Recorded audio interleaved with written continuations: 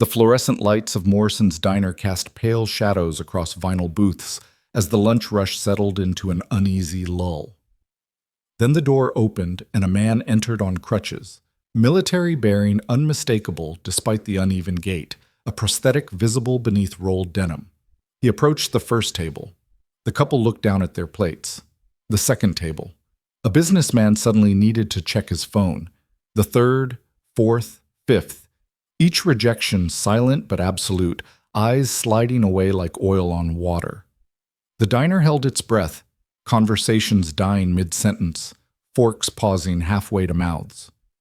At table 7, a woman in blue scrubs looked up from cold coffee and met his eyes. "The seat's open," she said, her voice cutting through the thick silence. She had no idea that in 48 hours, the United States military would be searching for her by name, or that this single moment of human decency would detonate a conspiracy that reached the highest levels of her hospital's administration. Before we dive into this story, I need you to do something for me. Stay until the very end, hit that like button, and drop a comment telling me what city you're watching from.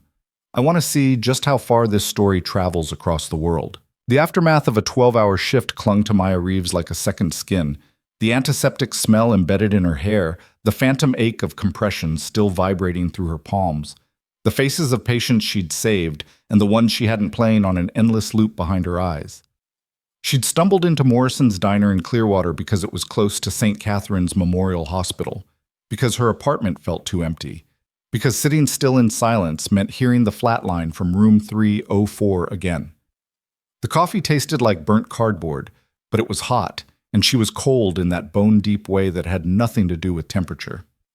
Maya stared at the cup, watching steam curl and dissipate, trying not to think about the 7-year-old in the ER who'd asked if dying hurt before the sedatives took hold. The diner's ambient noise, clatter of dishes, murmur of conversation, hiss of the griddle, provided a buffer against her own thoughts. She didn't look up when the door chimed, didn't register the sudden shift in atmosphere until the silence became oppressive, pressing against her eardrums like a physical weight. When she finally glanced up, she saw him. Tall, or he would have been if he were standing straight.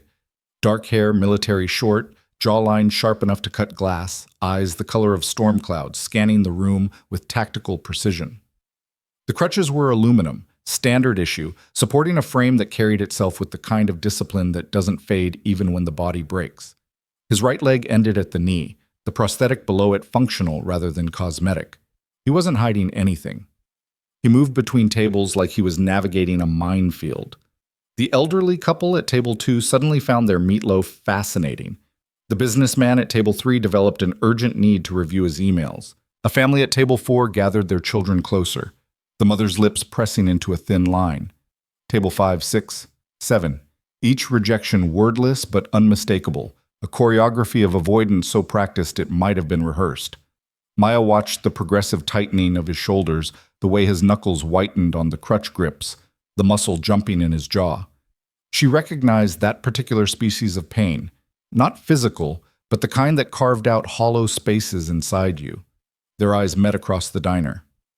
"This seat's open," Maya said, gesturing to the empty bench across from her. The silence fractured. Whispers erupted like small fires. Is she serious? What's she thinking? Some people have no sense of... The man navigated toward her table with the careful, measured movements of someone who'd had to relearn balance. Up close, she could see the fine network of scars along his neck, disappearing beneath his collar. His eyes held the particular 1,000-yard stare she'd seen in combat medics who'd rotated through St. Catherine's ER. "You sure?" His voice was gravel and smoke. "Positive. I'm Maya." She didn't extend her hand, noticed his were occupied. "Ethan Cross." He maneuvered himself into the booth with practiced efficiency, settling the crutches against the wall within easy reach. The movement revealed a tattoo on his forearm, an eagle, anchor, and trident. Navy SEAL. A woman at the adjacent table loudly asked her husband if they could move to the patio. Maya felt heat creep up her neck, but kept her expression neutral. "Coffee?" "Black, thanks." She flagged down the waitress, Kelly, according to her name tag, a bottle blonde with acrylic nails who approached their table like it might explode. Her eyes skated over Ethan without quite landing. Just coffee for him, Maya said when the silence stretched too long. Black? Kelly scribbled on her pad and retreated with visible relief. You didn't have to do that, Ethan said quietly. Do what? Order coffee? Pretty standard diner protocol. You know what I mean. Maya met his gaze directly. I just got off a shift where a kid asked me if dying hurt. I'm not in the mood for people's bullshit today. Something flickered in his expression, recognition, maybe, or respect. Nurse? ER, St. Catherine's Memorial. Tough place. You've been there? Drove past it, did some research on Clearwater before I came. Research for what? The coffee arrived. Kelly set it down without meeting anyone's eyes and vanished. Ethan wrapped both hands around the cup, and Maya noticed the tremor in his fingers. Subtle, quickly controlled, but there. Can't talk about it, but I've got my reasons. The diner's energy had shifted from shocked silence to active hostility. Maya could feel eyes boring into her back, hear the whispered conversations that weren't quite quiet enough. Shameful. Making everyone uncomfortable. There are other places he could... Maya's fingers tightened on her cup. How long you been back? 3 months. Medical discharge. The words came out flat, practiced. How long were you in? 14 years, 8 deployments. 14 years. Maya did the math. He couldn't be older than 35. That's a lot of deployments. It was what I was good at. Past tense, she noted. The weight of it hung between them. What happened? She gestured toward his leg. IED, Fallujah province. We were clearing a route for supply convoys. He took a long drink of coffee. Funny thing about improvised explosives, they don't care about your training or your experience. Just physics and bad luck. Maya had heard similar stories from other vets who'd cycled through St. Catherine's, but something about the way Ethan said it felt different. Practiced, yes, but with an undercurrent of something else. Like he was testing how much he could reveal. You have family in Clearwater? She asked. No family anywhere, just me. The isolation in those words could have filled the Grand Canyon. Before Maya could respond, a man in an expensive suit appeared at their table. Richard Morrison, the diner's owner, his face florid with poorly concealed anger. Ma'am, I'm going to have to ask you to keep your voice down. You're disturbing other customers. Maya blinked. We're barely talking above a whisper. Nevertheless, I've had complaints. Complaints about what exactly? Morrison's eyes flicked to Ethan, then away, like looking directly at him might cause contamination. Some of our patrons find the current seating arrangement uncomfortable. The words landed like a slap. Maya felt something ignite in her chest, the same fury that had gotten her written up twice at St. Catherine's for arguing with administrators who prioritized insurance codes over patient care. The current seating arrangement, Maya repeated slowly, where 2 adults are quietly drinking coffee. I run a family establishment. He is family, Maya interrupted, her voice sharp as surgical steel. Every person who puts on a uniform and deploys is family to this country. Or isn't that what we're supposed to believe? Morrison's face darkened. Ma'am, I'm going to have to ask you both to leave. We haven't finished our coffee. I reserve the right to refuse service to anyone. Ethan was already reaching for his crutches, his expression carefully blank in the way that meant he'd done this before, expected it even. That resignation ignited something dangerous in Maya. On what grounds? She demanded. I don't need grounds. This is private property. Actually, you do. Federal law prohibits discrimination based on disability status. Kicking out a disabled veteran because his presence makes people uncomfortable falls pretty clearly into that category. Morrison's jaw worked. I could call the police. Please do. I'd love to explain to them why you're violating the Americans with Disabilities Act. The standoff stretched. Other diners had stopped even pretending to eat, openly staring now. Maya could hear her pulse hammering in her ears, that familiar adrenaline spike from the ER when situations teetered on the edge of disaster. Finally, Morrison stepped back. Finish your coffee. Then I want you both out. He stalked away. Maya's hands were shaking, anger, not fear. She pressed them flat against the table. You didn't have to do that, Ethan said again, quieter this time. Yeah, I did. This isn't your fight. Seems like it is now. They finished their coffee in silence, the weight of hostile stares like a physical presence. When they finally left, Morrison was waiting by the register, arms crossed. Maya made a point of leaving a generous tip for Kelly, who wouldn't meet her eyes. Outside, the autumn air bit with the promise of early winter. Clearwater's downtown stretched before them, brick facades and small businesses struggling against the encroachment of chain stores, American flags hanging from lampposts in that performative patriotism that apparently didn't extend to actual veterans. "Thanks," Ethan said. "For what it's worth." Maya pulled her jacket tighter. "Where are you staying?" "Motel near the highway, the Clearwater Inn." She knew the place. Weekly rates, neon sign flickering, the kind of establishment where people went when they'd run out of better options. "You need a ride?" "Got my truck." He gestured toward a battered Ford F-150 with veteran plates. "Right. Well." Maya felt suddenly awkward, the adrenaline fading to leave exhaustion in its wake. "Good luck with whatever brought you to Clearwater." "Maya." Something in his tone made her pause. "Be careful." "Of what?" "People are watching. That scene in there, someone's going to make sure it has consequences." "Let them try." But as she walked to her car, Maya couldn't shake the feeling that Ethan's warning carried weight beyond simple paranoia. She'd worked in healthcare long enough to know how quickly institutions closed ranks, how effectively they could bury people who made waves. She drove home on autopilot, her studio apartment welcoming her with the particular loneliness of spaces designed for one. She showered, washing away the diner's grease and Morrison's contempt, and fell into bed still damp. Sleep came hard and fractured, populated by dreams of flatlines and silent rejections, and Ethan's storm-gray eyes asking a question she couldn't quite decipher. The phone woke her at 7 a.m. "Maya Reeves?"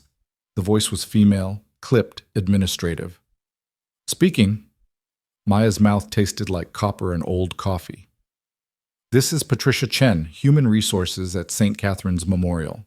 I need you to come in this morning, 9 o'clock, Administration Building, 3rd floor. Ice water down her spine. "What's this about?" "We'll discuss it when you arrive. Don't be late." The line went dead. Maya lay staring at the ceiling, her heart rate climbing. HR calls were never good. HR calls on your day off were catastrophic. She arrived at St. Catherine's at 8:40, navigating the familiar corridors with mounting dread. The administration building occupied the hospital's oldest wing, dark wood paneling and oil paintings of previous board chairmen, the kind of studied gravitas that screamed old money and older power. Patricia Chen's office sat at the end of a quiet hallway.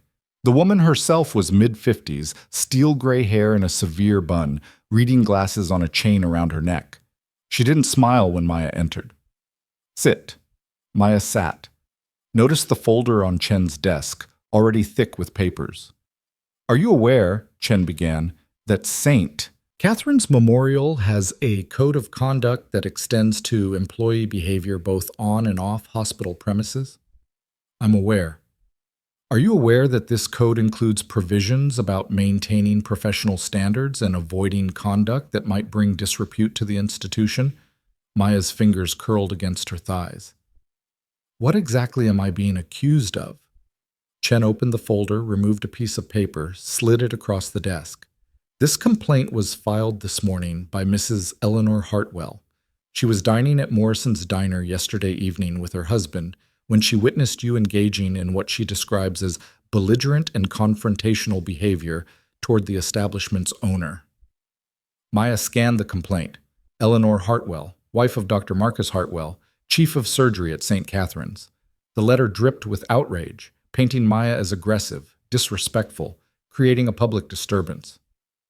"Mrs. Hartwell," Maya said carefully, "is describing a situation where I stood up for a disabled veteran who was being discriminated against." That's not how Mrs. Hartwell characterized it, because Mrs. Hartwell was one of the people who refused to let him sit at her table. Chen's expression didn't change. "Be that as it may, you created a scene in a public establishment where you are known to be employed by St. Catherine's.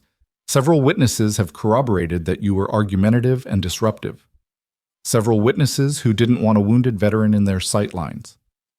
Your motivations are not the issue here, Ms. Reeves. Your conduct is. You represented St. Catherine's Memorial in that moment, whether you intended to or not. Maya felt something cold and heavy settling in her stomach. What are you saying? I'm saying that pending a full review of this incident, you're being placed on administrative suspension, effective immediately. You'll need to surrender your hospital ID and security badge. The words hit like a physical blow. You're suspending me for standing up to discrimination. We're suspending you for conduct unbecoming a St. Catherine's employee. The review board will convene next week to determine appropriate disciplinary action. This is insane. I didn't do anything wrong. That will be for the board to decide. Chen extended her hand. Your credentials, please. Maya fumbled with her lanyard, fingers numb. The ID badge that had granted her access to every corner of St. Catherine's for the past 4 years suddenly felt like an anchor. She placed it on the desk. You'll be contacted when the board has reached a decision, Chen said. In the meantime, you're prohibited from entering hospital property except the public areas, and you're not to discuss this matter with current St. Catherine's staff. Can I at least... That's all, Miss Reeves. Maya stood on legs that didn't quite feel like her own. The walk back through the administration building felt infinite, every portrait of every previous chairman seeming to watch with disapproval. Outside, Clearwater's morning had turned gray and bitter, wind sharp with the promise of winter. She sat in her car for 20 minutes before her hands stopped shaking enough to drive. The next 24 hours crawled past in a haze of disbelief and impotent rage. Maya called her union rep, got voicemail, left a message that probably sounded as desperate as she felt. She reviewed her employee handbook, searching for some procedural violation she could challenge. She drafted and deleted a dozen emails to Patricia Chen, each one either too angry or too pleading. Mostly, she stared at her apartment walls and wondered how standing up for basic human decency had managed to detonate her career. The sirens started at 4:17 the next afternoon. Maya heard them from her apartment, the particular multi-vehicle chorus that meant something catastrophic. Living near a major hospital, you learn to differentiate emergency responses. This was bad. This was all hands bad. She checked her phone reflexively, half expecting a mass casualty alert from St. Catherine's. Nothing. She was off the notification list now. Suspended staff didn't get emergency calls. The sirens multiplied. She could see the emergency lights painting her apartment walls red and blue, hear the helicopter rotors as life flight made repeated approaches. Something major had happened, and every instinct Maya had was screaming at her to respond, to help, to do what she'd trained for. She changed into scrubs, old habit, muscle memory, grabbed her keys. The rational part of her brain whispered that she was suspended, banned from hospital property, that showing up would only make things worse. The louder part reminded her that people were dying. St. Catherine's emergency bay was chaos incarnate when Maya arrived. Ambulances queued 3 deep, gurneys streaming through automatic doors, paramedics shouting vitals over the roar. She'd seen mass casualty events before, a tour bus crash 2 years ago, a nightclub fire the year before that. But this felt different, bigger, more desperate. She approached the ambulance bay, some half-formed plan about offering to help from the parking lot, when a security guard stepped in front of her. Mike Dawson, 20 years at St. Catherine's, had waved her through these doors 1,000 times. Can't let you through, Maya. He wouldn't meet her eyes. Mike, there's clearly... I got my orders. You're not cleared. People are dying in there. I know. I'm sorry. But I got kids to feed, and they told me you try to enter, I call the police. The words stung more than they should have. Maya opened her mouth to argue, to plead, to somehow make him understand. A black SUV rolled into the emergency bay with the kind of authority that made other vehicles scatter. Government plates.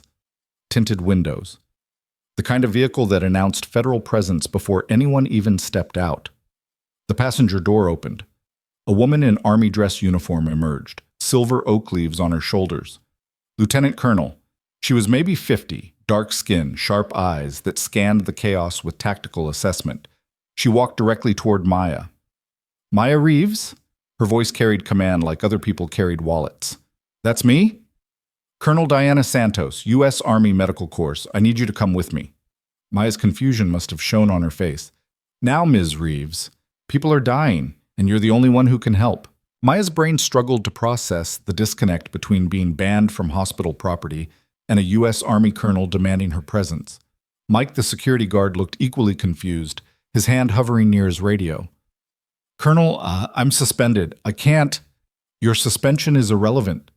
Santos didn't raise her voice, but the words carried absolute authority. "We have a critically injured soldier in there with classified medical complications.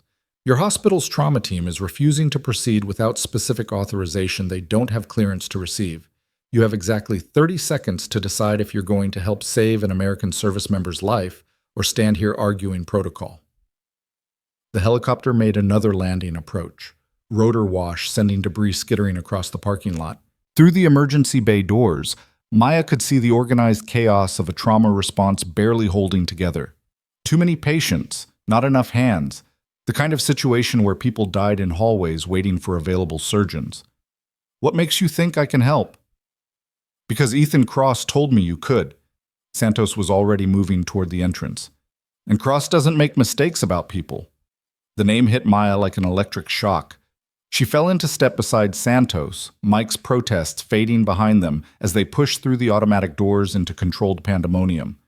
The ER had transformed into a war zone triage center. Every bay occupied, gurneys lining the hallways, nurses moving with the practiced efficiency of disaster protocol.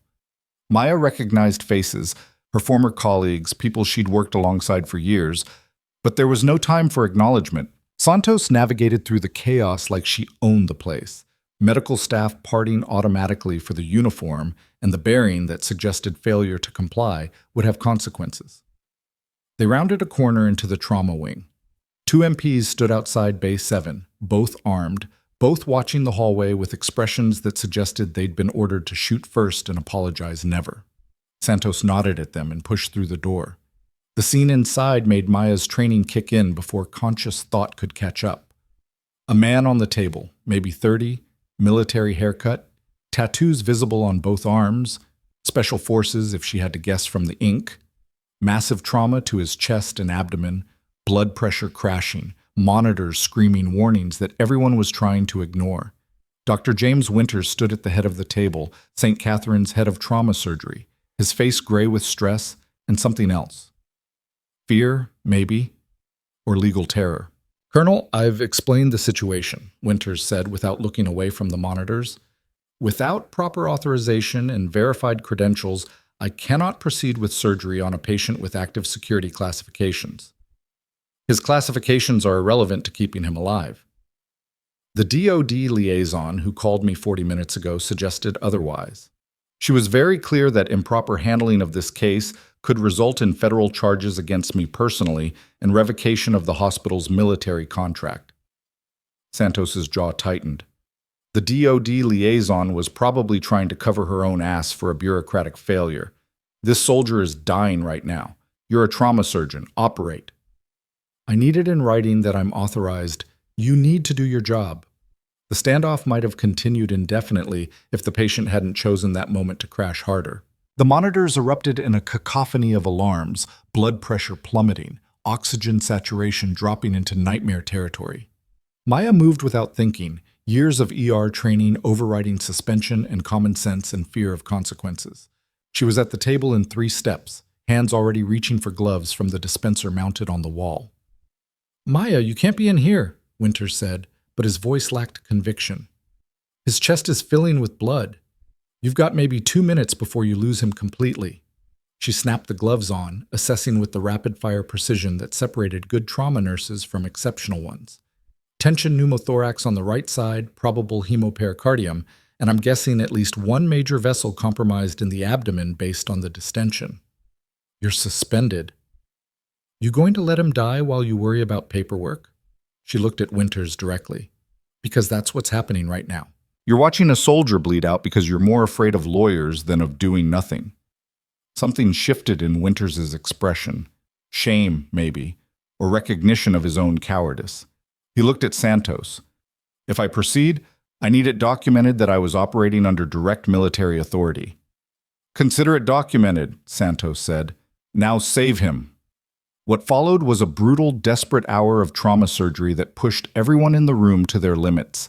Maya fell into the rhythm like she'd never left, anticipating Winter's needs before he voiced them, managing the rapidly evolving crisis with the kind of instinctive precision that couldn't be taught, only earned through years of seeing people die and refusing to accept it.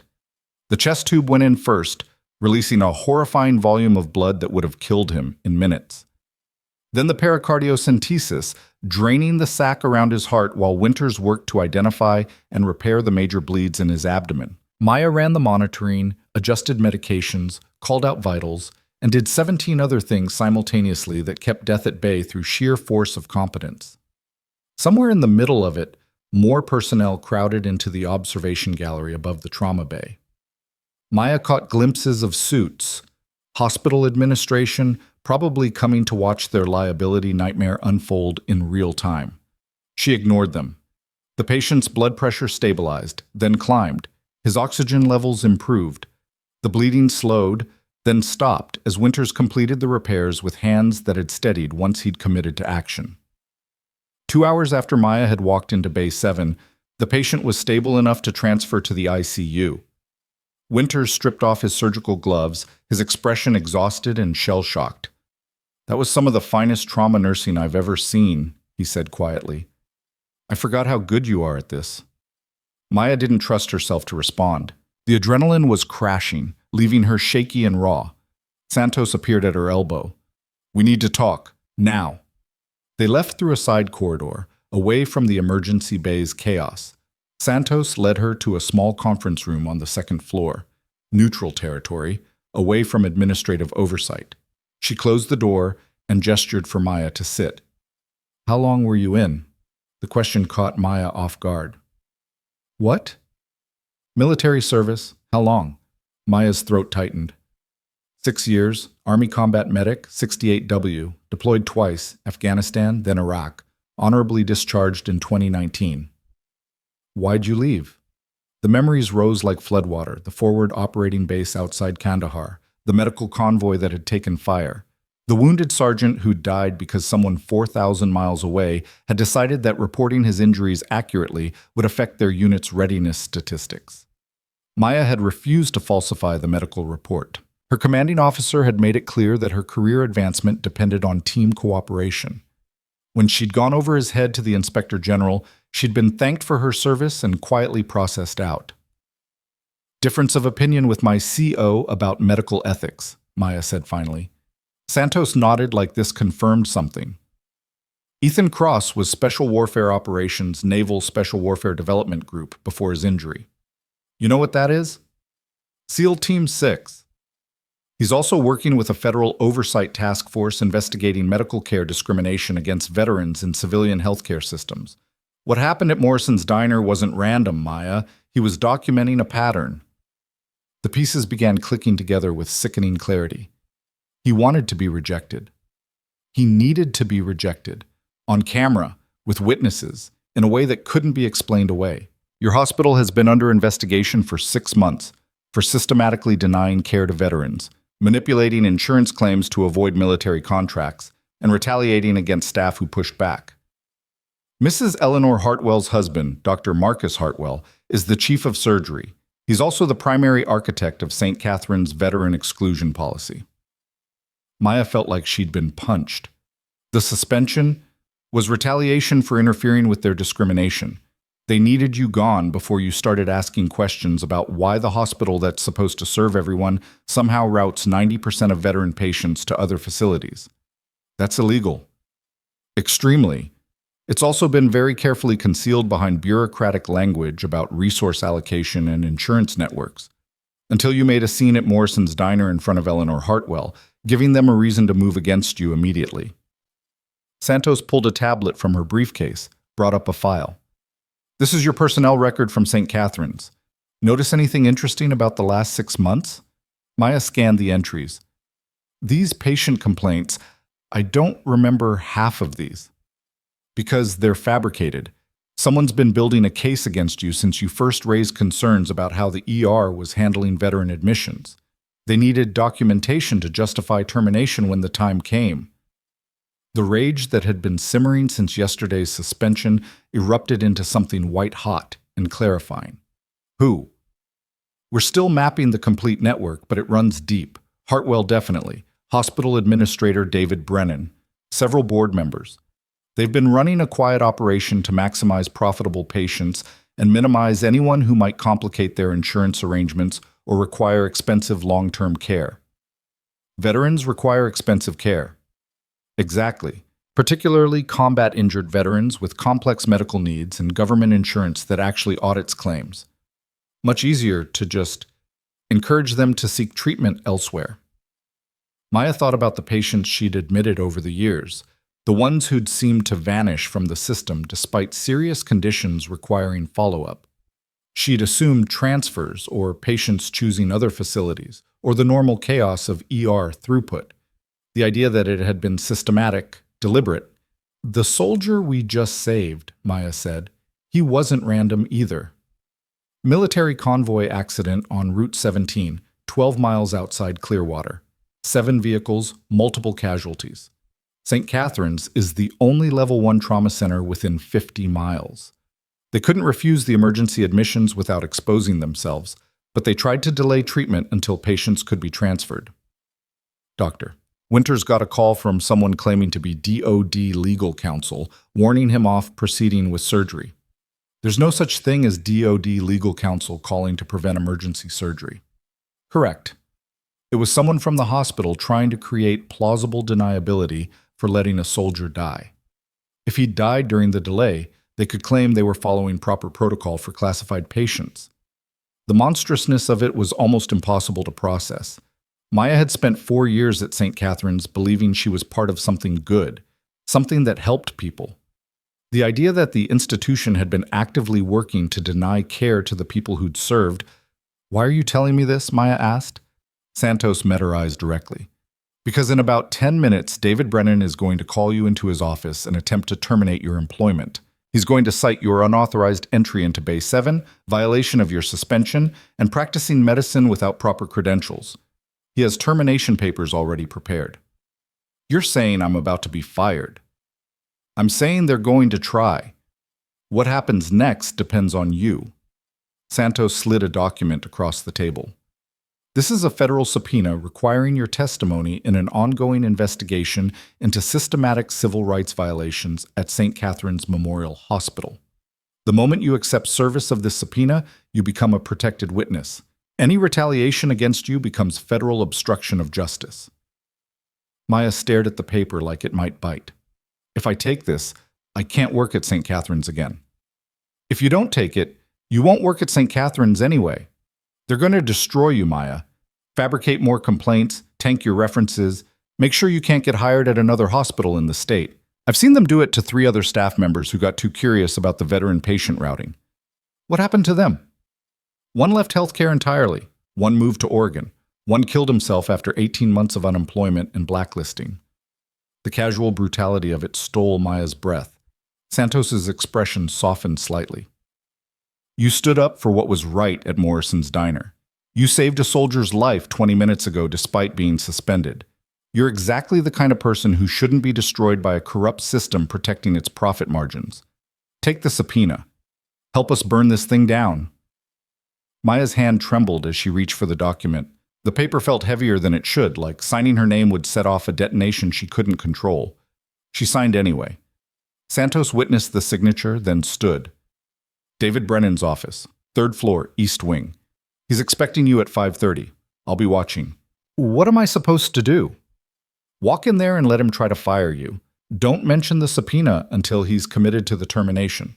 Record everything on your phone if you can. And Maya? Santos paused at the door. Whatever they say to you in there, remember that you're the one who saved lives today.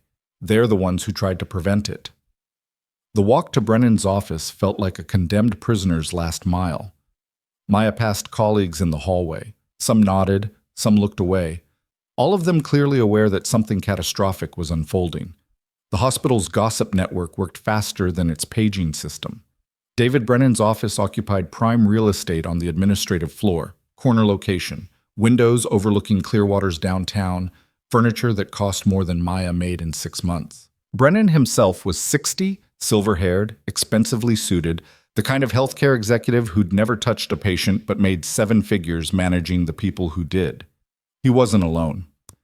Dr. Marcus Hartwell sat in one of the leather chairs, his surgical scrubs exchanged for slacks and a button-down that probably cost more than Maya's rent. Patricia Chen occupied the other chair, folder open, expression neutral. A lawyer Maya didn't recognize stood near the window. Young, female, designer suit, the kind of attorney hospitals kept on retainer for situations requiring plausible deniability. Ms. Reeves, sit. Brennan didn't offer pleasantries. Maya sat in the single empty chair facing Brennan's desk. The positioning was deliberate. Her against all of them, isolated, outnumbered. "I'll be direct," Brennan said. "Your employment at St. Catherine's Memorial is terminated effective immediately. You violated the terms of your suspension by entering hospital property, you interfered with medical procedures in violation of your credentials, and you demonstrated a pattern of insubordination that makes continued employment untenable." Maya kept her voice steady. "I saved a man's life." "You violated hospital policy and potentially exposed St. Catherine's to significant legal liability." Brennan slid a paper across the desk. "This is your termination notice. Sign it, and you'll receive 2 weeks severance and neutral references for future employment. Refuse, and will be forced to contest any unemployment claims and provide accurate documentation of your conduct violations to prospective employers." "Accurate documentation like the fabricated patient complaints in my file?" Hartwell shifted. Chen's expression didn't change, but something flickered in her eyes. "I don't know what you're referring to," Brennan said smoothly. "All complaints in your file were properly documented and investigated." "By who? Because I'd love to see the investigation reports for complaints I never knew existed until yesterday." "Your awareness of complaints is not required for their validity. Sign the termination agreement, Ms. Reeves." Maya pulled out her phone, opened the recording app, set it on the desk between them. "For documentation purposes, I'm recording this conversation. Maryland is a one-party consent state, so this is legal, just so we're all clear." Brennan's jaw tightened. The lawyer stepped forward. "Ms. Reeves, recording this conversation constitutes legal documentation of my termination proceedings. You just said I violated policy. I'm entitled to document the specifics." Maya looked at Brennan. "Unless there's something about this termination you don't want on record?" "There's nothing inappropriate about these proceedings." "Good. Then you won't mind explaining why you terminated a nurse for saving a dying soldier's life during a mass casualty event." "You were suspended. You had no authorization to provide medical care." "I was directed by a U.S. Army colonel to assist with a critically injured patient." "Are you saying St. Catherine's policy is to refuse military requests for medical assistance?" Brennan's expression hardened. "You're twisting the situation." "I'm clarifying it. You suspended me for standing up to discrimination against a disabled veteran. Then you tried to let a soldier die by feeding false information to Dr. Winters about DoD legal restrictions. When I prevented that death, you decided to terminate my employment. Does that about cover it?" "That's a gross mischaracterization." "Is it?" "Because I have witnesses to everything I just described, including federal witnesses, military witnesses, the kind who don't disappear when hospital lawyers make phone calls." The room's temperature seemed to drop 10 degrees. Hartwell stood, his face flushed. "This is absurd. David, just fire her and be done with it."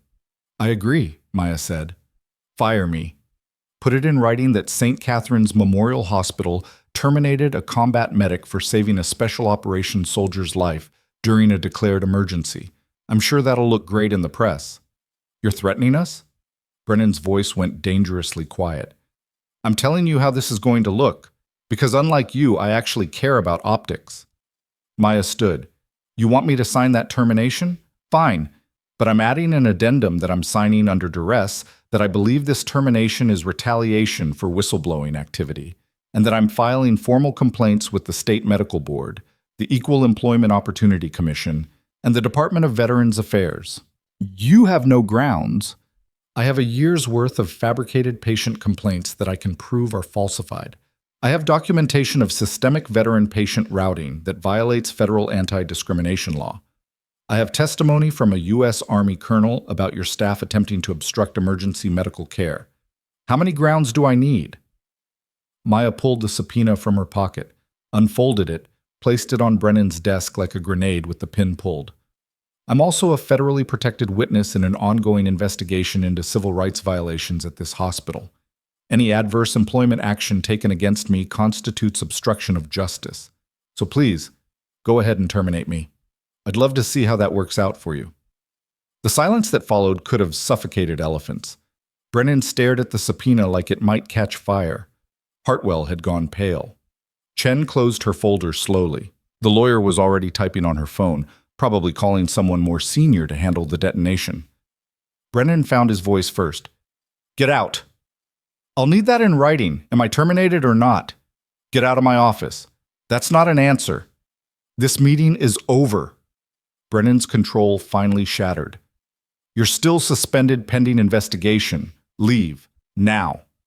Maya picked up her phone, stopped the recording, pocketed the subpoena. For the record, I tried to make this simple. You're the ones who wanted to play hardball with a combat medic who's already been through worse than anything you can throw at her. She left before anyone could respond, her heart hammering so hard she thought it might crack her ribs. The walk back through the administrative corridor felt surreal, like she'd just survived an explosion and wasn't quite sure if she was still intact. Santos was waiting in the hallway, leaning against the wall with the casual patience of someone who'd seen this play out before. How'd I do? Maya asked. Perfectly. They're panicking, which means they're going to make mistakes. Santos pushed off the wall. Come on. We need to get you somewhere safe.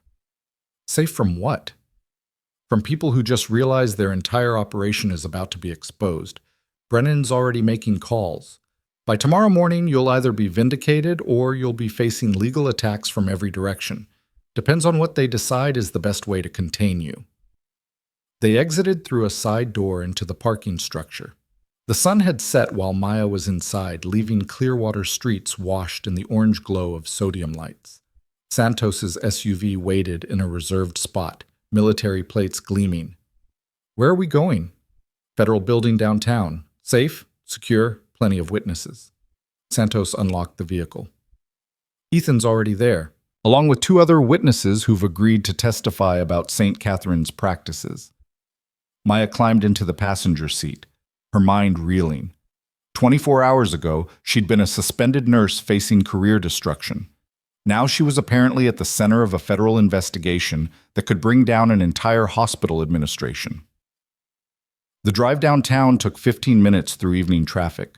Santos navigated in silence, occasionally checking her mirrors with the kind of awareness that suggested she'd done this before, that protecting witnesses was part of her job description. The federal building was concrete brutalism, all sharp angles and narrow windows, the architectural equivalent of a fortress. Santos badged them through security, led Maya to a conference room on the 4th floor. Ethan Cross stood when they entered. He looked different out of the diner's harsh fluorescent lighting, still military straight despite the crutches, but there was something else now. Recognition, maybe. Respect. You made quite an entrance at St. Catherine's, he said. You set me up. Maya wasn't sure if she was angry about that or grateful. I gave you a choice. You could have walked past me at Morrison's. You didn't. And now my career is destroyed. No, now your career is about to mean something. Ethan gestured to the 2 other people in the room, a woman in her 40s, scrubs from a different hospital, and a man about Ethan's age with the same military bearing. Maya Reeves, meet Dr. Sarah Chen and Corporal James Rodriguez. They both worked at St. Catherine's. They both tried to fight the system. They both got crushed for it. Sarah spoke first, her voice quiet but steady. I was an attending physician in internal medicine. I noticed that veteran patients kept getting referred out despite having conditions we routinely treated. When I started asking questions, I got flagged for performance issues I'd never had before. Terminated 6 months later for failure to meet productivity standards. James picked up the thread. I was a patient. Marines, 3 tours, medical discharge for combat injuries. Came to St. Catherine's ER with post-surgical complications. Got routed to a clinic 40 miles away despite being in acute distress. The infection nearly killed me. When I tried to file a complaint, hospital lawyers buried it in paperwork until the statute of limitations ran out. Maya looked at Ethan. How many others? 17 that we've documented. Probably more we haven't found yet. He moved to a whiteboard covered in names, dates, connections drawn in different colored markers. St. Catherine's has been systematically excluding veterans for at least 3 years, probably longer. They hide it behind insurance networks and capacity claims, but the pattern is unmistakable. If you're military, you get routed away. If you're profitable and uncomplicated, you get premium care. Why target veterans specifically? Sarah answered. Government insurance means actual oversight, real audits. Veterans also tend to have complex, expensive medical needs from service-related injuries. They're bad for profit margins and good for regulatory scrutiny. Easier to just make them someone else's problem. Hartwell runs the operation, Ethan continued. Brennan provides administrative cover. They've got board members who benefit from the improved financial performance, physicians who get bonuses for patient selectivity. It's a complete system designed to discriminate while maintaining plausible deniability. And I just threatened to expose all of it. You did more than threaten. You documented Brennan attempting to terminate you in retaliation for protected activity. That's a federal crime. Santos pulled up a laptop, showed Maya a legal document dense with citations. We couldn't move against them before because we needed someone on the inside willing to testify about current practices.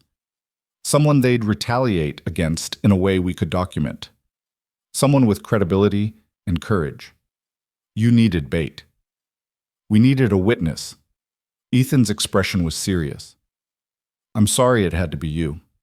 But after I saw you at Morrison's, saw how you responded when everyone else turned away, I knew you were someone who wouldn't back down. Maya wanted to be angry about the manipulation, but exhaustion was winning. She slumped into a chair, the full weight of the day finally crushing down. What happens now? Santos closed the laptop. Now we wait. Brennan and Hartwell are in crisis mode. They'll either try to discredit you completely, or they'll try to contain the damage with targeted sacrifices. Either way, they're going to make mistakes. And when they do, we'll have everything we need to bring federal charges. How long? Days? Maybe a week? They're already compromised. That fake DOD call to Dr. Winters was sloppy, desperate. People make worse decisions when they're scared. A phone buzzed. Santos checked it, her expression shifting. We've got movement. Someone from St. Catherine's just requested an emergency board meeting for tomorrow morning. Brennan's calling in favors. Ethan moved to the window, looking out over Clearwater's downtown lights. They're going to try to fire Maya before she can testify. Frame it as performance-based. Get it done fast. Hope the termination stands, even if the investigation proves retaliation. Can they do that? Maya asked. They can try, Santos said.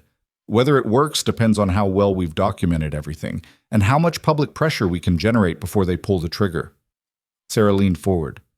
There's something else you should know. St. Catherine's has connections. Board members with political influence, donors with deep pockets. They've killed investigations before by making them too expensive to pursue. Federal oversight sounds impressive, until budget committees start asking why taxpayer money is being spent prosecuting a hospital for insurance routing decisions. We're not just talking about insurance routing, Maya said.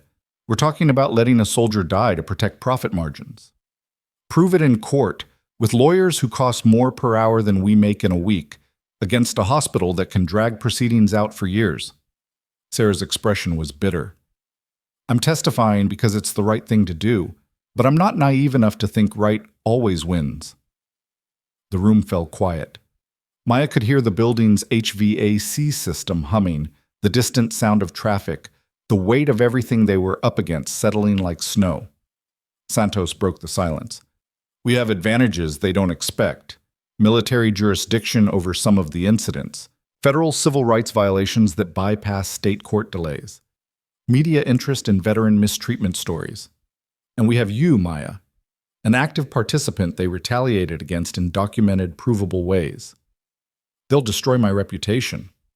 They'll try. We'll make sure the truth is louder. Ethan turned from the window. You should know, Morrison's Diner closed this evening. Temporarily, they're claiming, but Richard Morrison's already fielding calls from veterans groups and civil rights organizations. Turns out kicking out disabled veterans plays badly on social media when someone captures it on video. Someone recorded it? Someone always records things.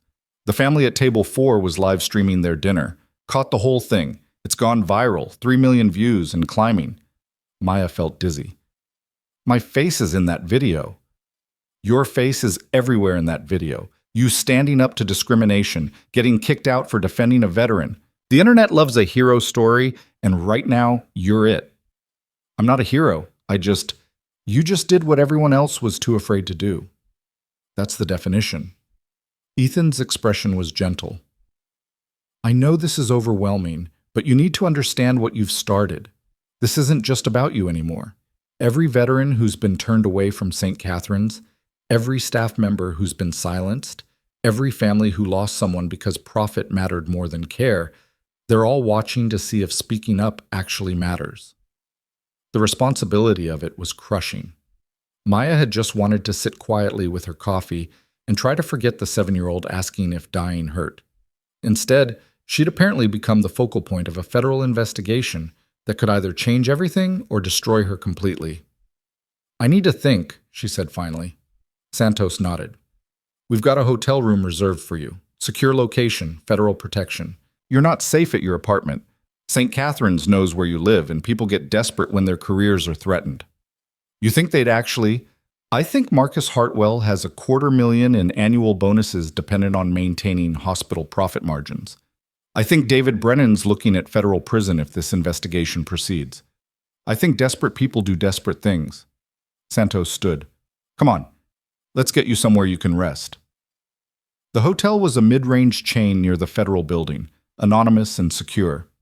Santos walked Maya to her room, checked it thoroughly, then handed her a card. My direct number. Anything feels wrong, call immediately. Ethan's 2 floors down. Federal marshals are rotating through the lobby. You're as safe as we can make you. Maya took the card. Thank you. Don't thank me yet. This gets worse before it gets better. Santos paused at the door. The soldier you saved today, his name is Tyler Matheson, 28 years old, 2 kids, wife deployed overseas. He would have died if you hadn't walked into that trauma bay. Whatever happens with St. Catherine's, whatever they try to do to you, remember that. You saved a life today. That matters more than all of their corruption combined. Then she was gone, and Maya was alone in a hotel room that smelled like industrial cleaning products and other people's lives. She sat on the edge of the bed, still in her scrubs, and tried to process everything that had happened since she'd invited Ethan Cross to share her table. Her phone buzzed. A text from an unknown number. Think carefully about your next move. Some battles aren't worth fighting. Maya stared at the message. Threat or warning, it was hard to tell. She screenshot it, forwarded it to Santos, then blocked the number. Another text, different number. You're making a mistake. People who fight St. Catherine's lose. Every time. Then another. Drop the investigation and we'll make this go away. Refuse and you'll never work in healthcare again. They kept coming. A cascade of anonymous threats and warnings, each one ratcheting up her heart rate. Maya turned off her phone finally, hands shaking, and sat in the dark trying to remember why she'd thought standing up was worth it. Tyler Matheson, 28 years old, 2 kids, would have died. She thought about the 7-year-old asking if dying hurt, about Ethan standing in Morrison's diner being rejected by table after table, about Sarah Chen and James Rodriguez, whose careers had been destroyed for trying to do the right thing. She thought about who she'd been 6 years ago in Afghanistan, refusing to falsify a medical report even when it meant ending her military career. Some things didn't change, some things couldn't. Maya's phone, still off, sat on the nightstand like an unexploded bomb. Tomorrow, the hospital board would meet. Tomorrow, Brennan would try to finish destroying her. Tomorrow, the investigation would either gain momentum or collapse under the weight of institutional power and legal maneuvering. Tonight, she was just a nurse in a hotel room, caught between what was right and what was survivable, trying to figure out if there was any difference. The knock on her door at 11 p.m. made her jump hard enough to bruise her knees on the nightstand. She checked the peephole. Ethan Cross, alone, crutches propped against his shoulder. Maya opened the door. It's late. I know. Can I come in? She stepped back. Ethan entered, moved to the window, checked the street below with practiced caution before closing the curtains. They're threatening you, he said. Not a question. How did you?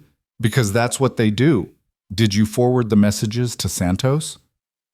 Before I turned off my phone. Good. Ethan settled into the room's single chair, propped his crutches within reach.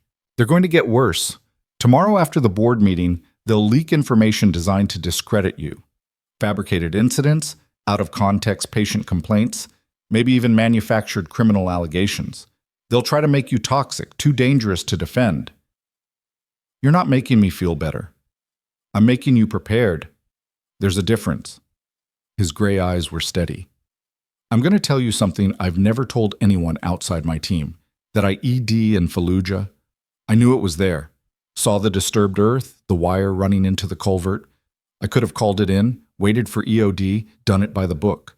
But we had a convoy of medical supplies 20 minutes behind us, and if that route wasn't clear, people were going to die. Maya sat on the bed's edge. So you what? Drove over it anyway? I dismounted, tried to disarm it manually. Had about 30 seconds of thinking I was the hero who saved the convoy before the secondary charge took my leg, and most of my illusions about invincibility. His smile was bitter. Woke up in Landstuhl Regional Medical Center, learned I'd be medically discharged, spent 6 months in physical therapy learning to walk again.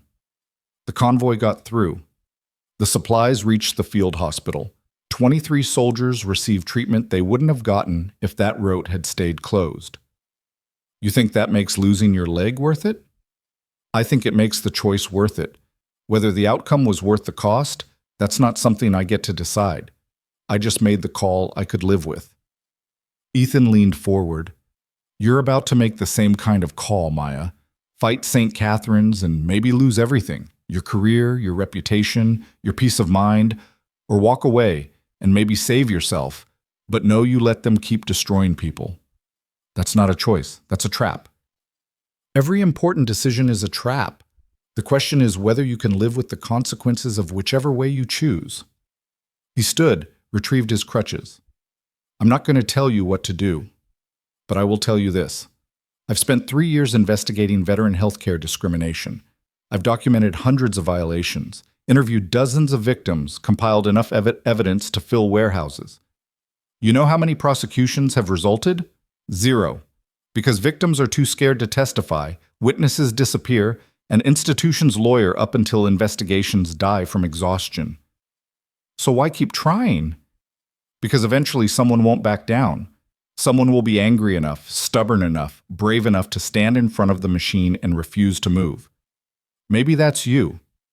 Maybe it isn't. But if you are that person, I need you to know what you're walking into.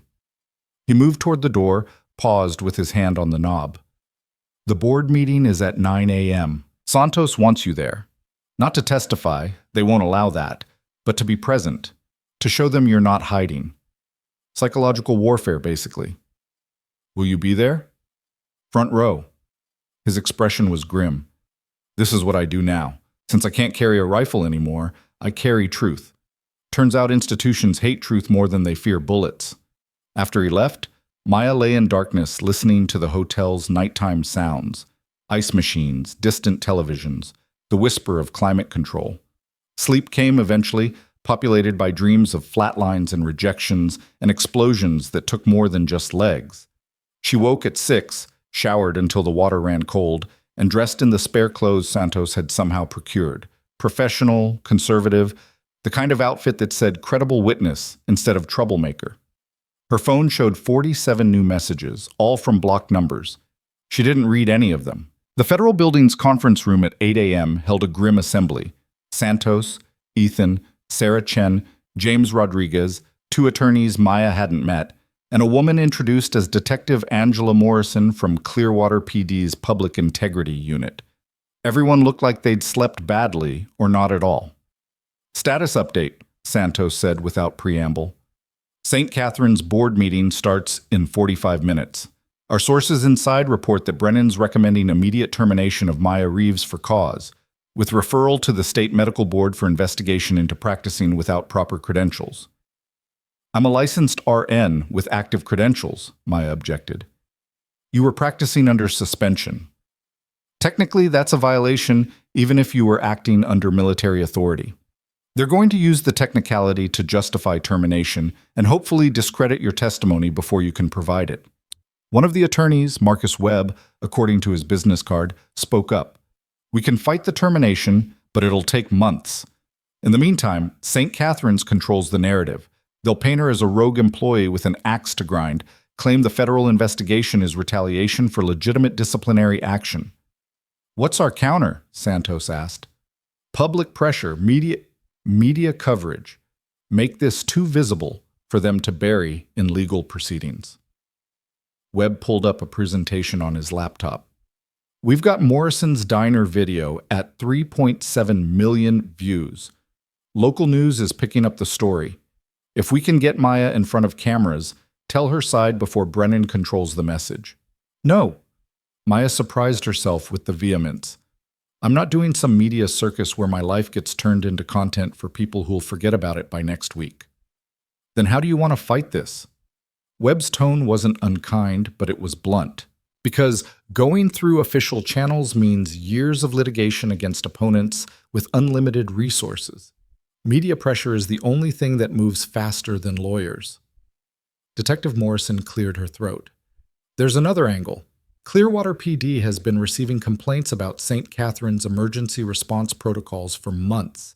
Nothing concrete enough to investigate, but a pattern.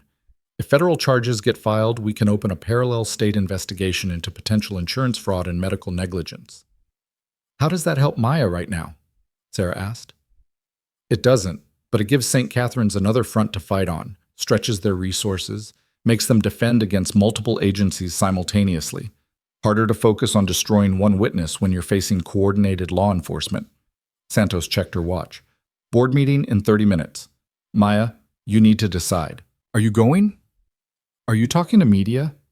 Are you willing to be the face of this thing, knowing it'll consume your life for the foreseeable future? The question hung in the air like smoke. Every eye in the room turned to Maya, waiting for an answer she didn't have. Her phone buzzed. She glanced at it reflexively. The message was from Tyler Matheson's wife. Somehow Santos had given her Maya's number. It was just 2 words and a photo. Thank you.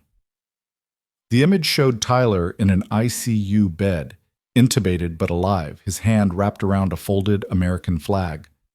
Maya looked up. I'll go to the board meeting. I'll talk to media if it helps. I'll do whatever it takes. You're sure? Santos asked. I'm terrified, but I'm sure. The walk to St. Catherine's felt like approaching a battlefield. Television trucks lined the street. Word had leaked somehow, probably intentionally. Reporters clustered near the main entrance, cameras ready. Maya felt exposed, vulnerable, like every lens was a weapon aimed at her reputation. Santos and Ethan flanked her, moving with the coordinated precision of a security detail. They bypassed the media scrum, entered through a side door that required Santos's federal credentials to access. The administrative boardroom occupied the top floor, mahogany and leather, oil paintings and thick carpet, the physical manifestation of institutional power. Board members were already assembling, 12 men and women in expensive suits, folders open, expressions ranging from concern to hostile. David Brennan sat at the head of the table. Dr. Marcus Hartwell to his right. Patricia Chen had a laptop open, ready to document. The hospital's legal team occupied an entire side of the table, 4 attorneys, all looking like they'd been up all night preparing. Maya, Santos, and Ethan were directed to chairs against the back wall. Observer status only. Not allowed to speak unless directly addressed. Brennan called the meeting to order at 9 a.m. exactly. This emergency session addresses urgent personnel matters requiring immediate board action, he began. Specifically, the status of emergency department nurse Maya Reeves, currently under suspension pending investigation into conduct violations. He launched into a recitation of Maya's alleged offenses. The Morrison's Diner incident, violation of suspension terms, unauthorized medical practice, insubordination, pattern of disciplinary issues. Each accusation was documented with papers from her personnel file, complaints that Maya still didn't remember receiving, performance reviews that painted her as difficult and unreliable. It was a masterful character assassination delivered in neutral bureaucratic language that made her sound like a liability the hospital had been struggling to manage for months. Given the severity and pattern of violations, Brennan concluded, administration recommends immediate termination for cause, with appropriate notifications to state licensing boards regarding conduct concerns. Board members asked questions. Most were softballs, clearly coordinated in advance. A few seemed genuinely uncertain, but the momentum was clearly toward termination. Maya sat perfectly still, watching her career get destroyed in real time by people who'd never met her, based on documents she'd never seen until they became weapons. Then one board member, Dr. Patricia Nkrumah, according to her nameplate, raised her hand. "I have questions about the timeline," she said. Ms. Reeves was suspended on Monday for an incident Sunday evening, yet her personnel file shows complaints and performance issues dating back 6 months. Why wasn't action taken sooner if these problems were so severe? Brennan shifted. "We believe in progressive discipline, giving employees opportunities to improve. That's not what I asked. Why does a nurse with 4 years of excellent performance reviews suddenly accumulate serious complaints over 6 months, but no disciplinary action until she has a public altercation defending a veteran?" The room temperature dropped. Several board members looked uncomfortable. Hartwell spoke up. "The timing is coincidental. Ms. Reeves's recent conduct simply brought long-standing issues to a head." Coincidental like the DOD call to Dr. Winters yesterday was coincidental? Nkrumah's voice was sharp. "The one that turned out to be fraudulent, that nearly resulted in a soldier's death?" Brennan's face flushed. "That's an entirely separate matter. Is it? Because from where I'm sitting, it looks like a pattern. Veterans get routed away from our hospital. Staff who question this get silenced. And when a federal investigation starts asking questions, we suddenly have urgent personnel matters requiring immediate action." Nkrumah pulled out her own folder. "I've been reviewing our veteran admission statistics for the past 3 years. We've had a 63% decline in veteran patient admissions, despite Clearwater's veteran population increasing by 18%. Can you explain that? Insurance network changes, capacity issues. We have available capacity. We just completed a $15 million expansion. Yet somehow we can't accommodate veterans?" She looked directly at Maya. "Ms. Reeves, you're here as an observer, but I'm asking you directly. Have you witnessed systematic routing of veteran patients away from St. Catherine's?" Santos started to object. Maya wasn't supposed to testify yet, but Maya was already speaking. "Yes, I've watched veteran patients with serious conditions get referred to facilities 50 miles away, while we admitted cosmetic surgery patients with health insurance that pays premium rates. I've asked questions about why our military admission rates dropped. I was told to focus on my job and stop making trouble." The boardroom erupted. Attorneys were shouting about procedure. Brennan was demanding order. Other board members were talking over each other. In the chaos, Maya caught Nkrumah's eye. The older woman gave her the smallest nod. Recognition, maybe, or solidarity. Brennan finally restored order. This board was called to address Miss Reeves's employment status, not to litigate unsubstantiated accusations. "They're not unsubstantiated." Santos stood, producing documents from her briefcase. Federal subpoenas for 17 current and former St. Catherine's employees, documented evidence of systematic veteran exclusion practices, recordings of the fraudulent DOD call to Dr. Winters, and testimony from Ms. Reeves about retaliation for reporting discrimination. She handed the documents to Nkrumah, who began reading with an expression that grew progressively more horrified. Brennan's face had gone purple. This board is not subject to... This board is absolutely subject to federal investigation into civil rights violations, Santos interrupted. And every decision you make here today is being documented as potential evidence of ongoing retaliation against a protected witness. So please, vote to terminate Ms. Reeves. Make my case for me. The standoff was spectacular. 12 board members frozen in their seats. Brennan looked like he might have a stroke. Hartwell had gone pale, clearly recognizing that whatever strategy they'd prepared for had just detonated in their faces. Nkrumah stood. "I move to table the termination vote pending independent review of these federal allegations. Second?" Another board member, younger, uncertain, raised his hand. "Second." "All in favor?" 6 hands went up. Not a majority, but enough to create deadlock. Brennan looked murderous. This is highly irregular. So is letting soldiers die to protect profit margins, Nkrumah said coldly. Meeting adjourned pending legal review. Mr. Brennan, Dr. Hartwell, I expect you both in my office within the hour. We need to discuss some very serious concerns. The room emptied in chaos. Board members clustered in urgent conversation. Attorneys were already on their phones. Maya sat still, shaking, barely processing what had just happened. Ethan appeared at her side. That was incredible. That was terrifying. Same thing sometimes. Santos was talking urgently with Nkrumah near the windows. Whatever they were discussing, it involved a lot of serious nodding and document exchange.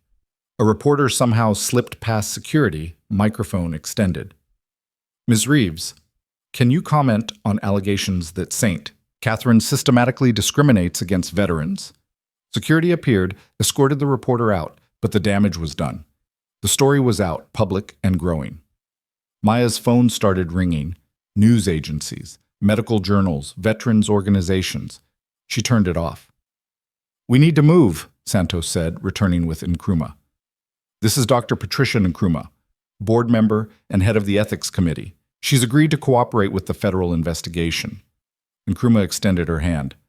I'm sorry, Ms. Reeves. I should have seen this pattern sooner. I won't make excuses for my blindness. Maya shook her hand, stunned. You just saved my job.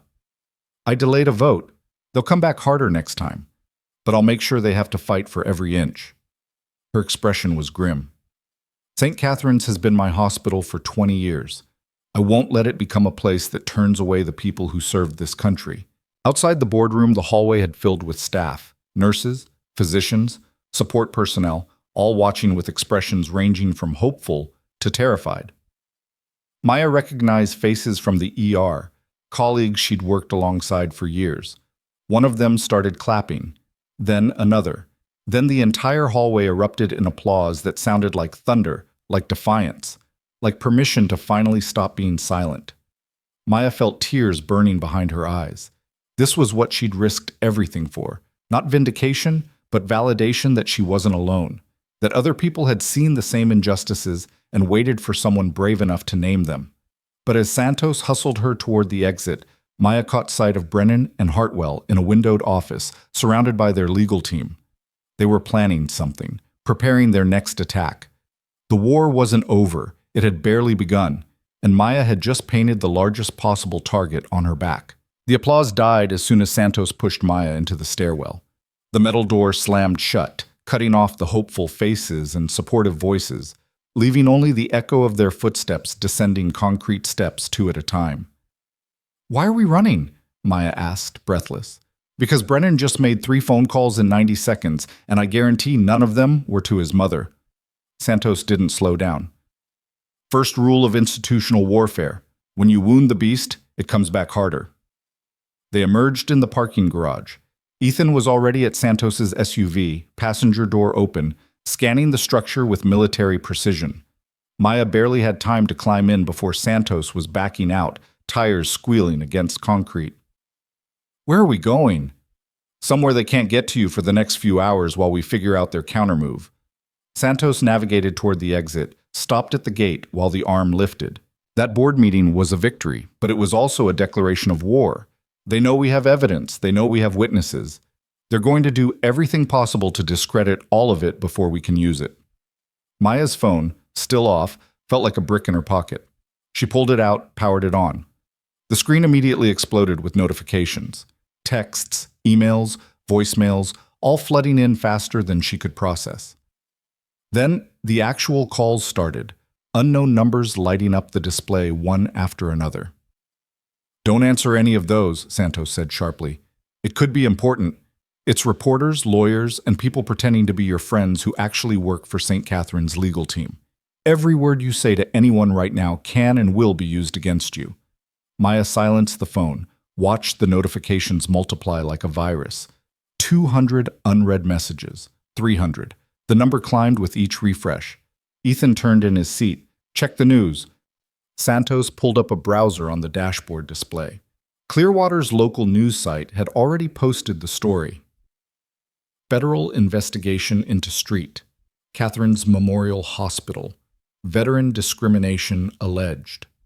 Below it, a photo of Maya leaving the board meeting, her face tight with stress, surrounded by Santos and Ethan like a criminal being escorted from the scene.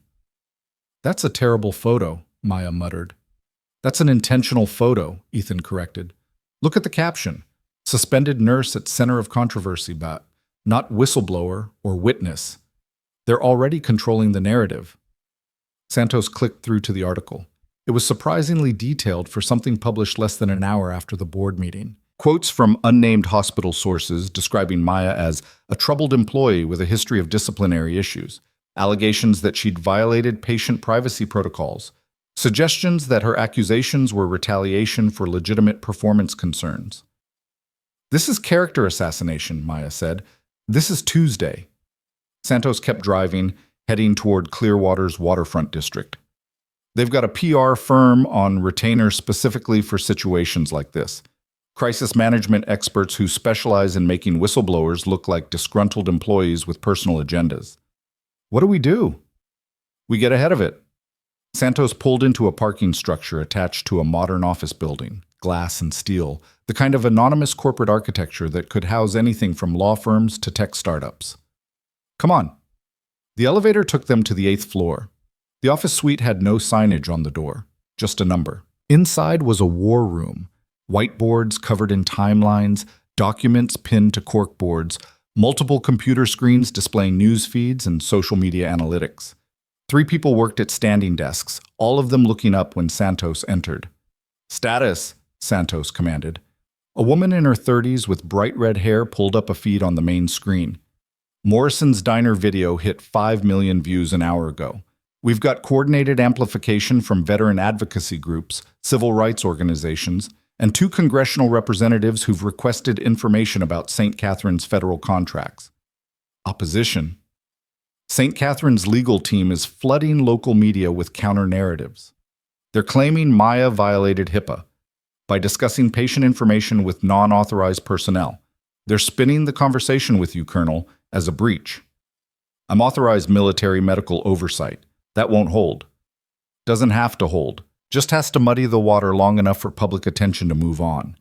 The woman pulled up another screen. "They've also filed a defamation suit against Maya personally, claims her accusations have damaged the hospital's reputation and caused financial harm." Maya felt the floor tilt. "They're suing me?" "It's a SLAP suit, strategic lawsuit against public participation, designed to silence you through legal intimidation and drain resources. Standard corporate playbook." The woman extended her hand. "Rachel Kim, Media Strategy? Sorry, we're meeting under these circumstances." Maya shook her hand numbly. "How much are they suing for?" $5 million in damages. The number was so absurd it almost didn't register. Maya made $48,000 a year. $5 million might as well have been $5 billion. "They can't actually expect to win that," she said. "They don't need to win. They just need to threaten you with financial ruin until you back down." Rachel pulled up the actual lawsuit on screen. "Look at the filing date, 30 minutes after the board meeting ended. They had this prepared in advance. They knew you'd fight, and they had the counterattack ready to go."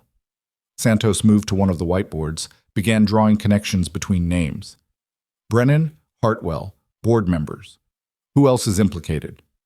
One of the other analysts, a young man with thick-framed glasses, spoke up. "We've traced financial connections to 3 board members who have ownership stakes in medical billing companies that contract with St. Catherine's. The veteran exclusion practice directly increases their profits because veteran insurance requires more documentation and pays lower rates." "How much money are we talking?" "Conservatively, they've avoided approximately $12 million in costs over 3 years by routing veterans elsewhere. The billing companies netted an extra $3 million by handling only high-value commercial insurance patients." Ethan whistled low.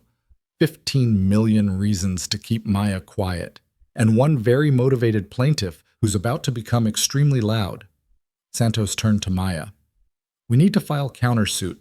Federal civil rights violation, wrongful termination, retaliation against whistleblower. Hit them from every possible angle before they can consolidate their position." With what money? Maya's voice came out smaller than she intended. I'm suspended without pay. I can't afford a lawyer, much less a legal war against a hospital with unlimited resources. You won't be paying. We've got nonprofit legal organizations lined up to represent you pro bono, veterans advocacy groups, civil liberties organizations. They're treating this as a test case for nationwide veteran healthcare discrimination. Santos pulled up an email chain. A CLU, Southern Poverty Law Center, National Veterans Legal Services Program. All of them want in. You'll have better legal representation than St. Catherine's can buy. The relief lasted approximately 3 seconds before Maya's brain caught up. If I'm the test case, what happens if we lose? Then every hospital in the country knows they can discriminate against veterans without consequences, which is why we're not going to lose. Santos's expression was steel. But I need you to understand what you're signing up for. This goes public, really public. Your life becomes a media circus. Every mistake you've ever made gets examined. Every relationship scrutinized. They'll dig into your military service, find people who didn't like you, twist every conflict into evidence of character flaws. They already think I'm a troubled employee with disciplinary issues. That's nothing compared to what's coming. They'll look for substance abuse, mental health issues, financial problems, anything they can weaponize. Your social media gets mined for controversial opinions. Old boyfriends get interviewed about your temperament. You become a public figure, which means you lose the right to privacy. Maya thought about her studio apartment, her quiet life, the careful distance she'd maintained from anything that might draw attention. The idea of being picked apart by strangers, examined like a specimen under glass, made her want to throw up. What's the alternative? Drop the lawsuit, accept a settlement with non-disclosure agreement, take whatever money they offer, move somewhere else, rebuild under a different name. And St. Catherine's keeps destroying people. Yes. The word hung in the air like a death sentence. Maya looked at the whiteboards covered in evidence, the screens displaying news coverage, the faces of Santos and Ethan and Rachel, watching her make a decision that would determine not just her future, but potentially the future of every veteran seeking medical care at civilian hospitals. File the countersuit, Maya said. All of it. Everything we can throw at them. Oh, Rachel was already typing. I'll need a statement from you. On camera, if you're willing. Something we can release to control the narrative before they define you completely. Now? Within the hour. St. Catherine's is holding a press conference at 2 p.m. If we don't get your side out first, their version becomes the truth. Maya looked down at her clothes, the professional outfit Santos had provided, now wrinkled from the morning's chaos. Her hair was a mess.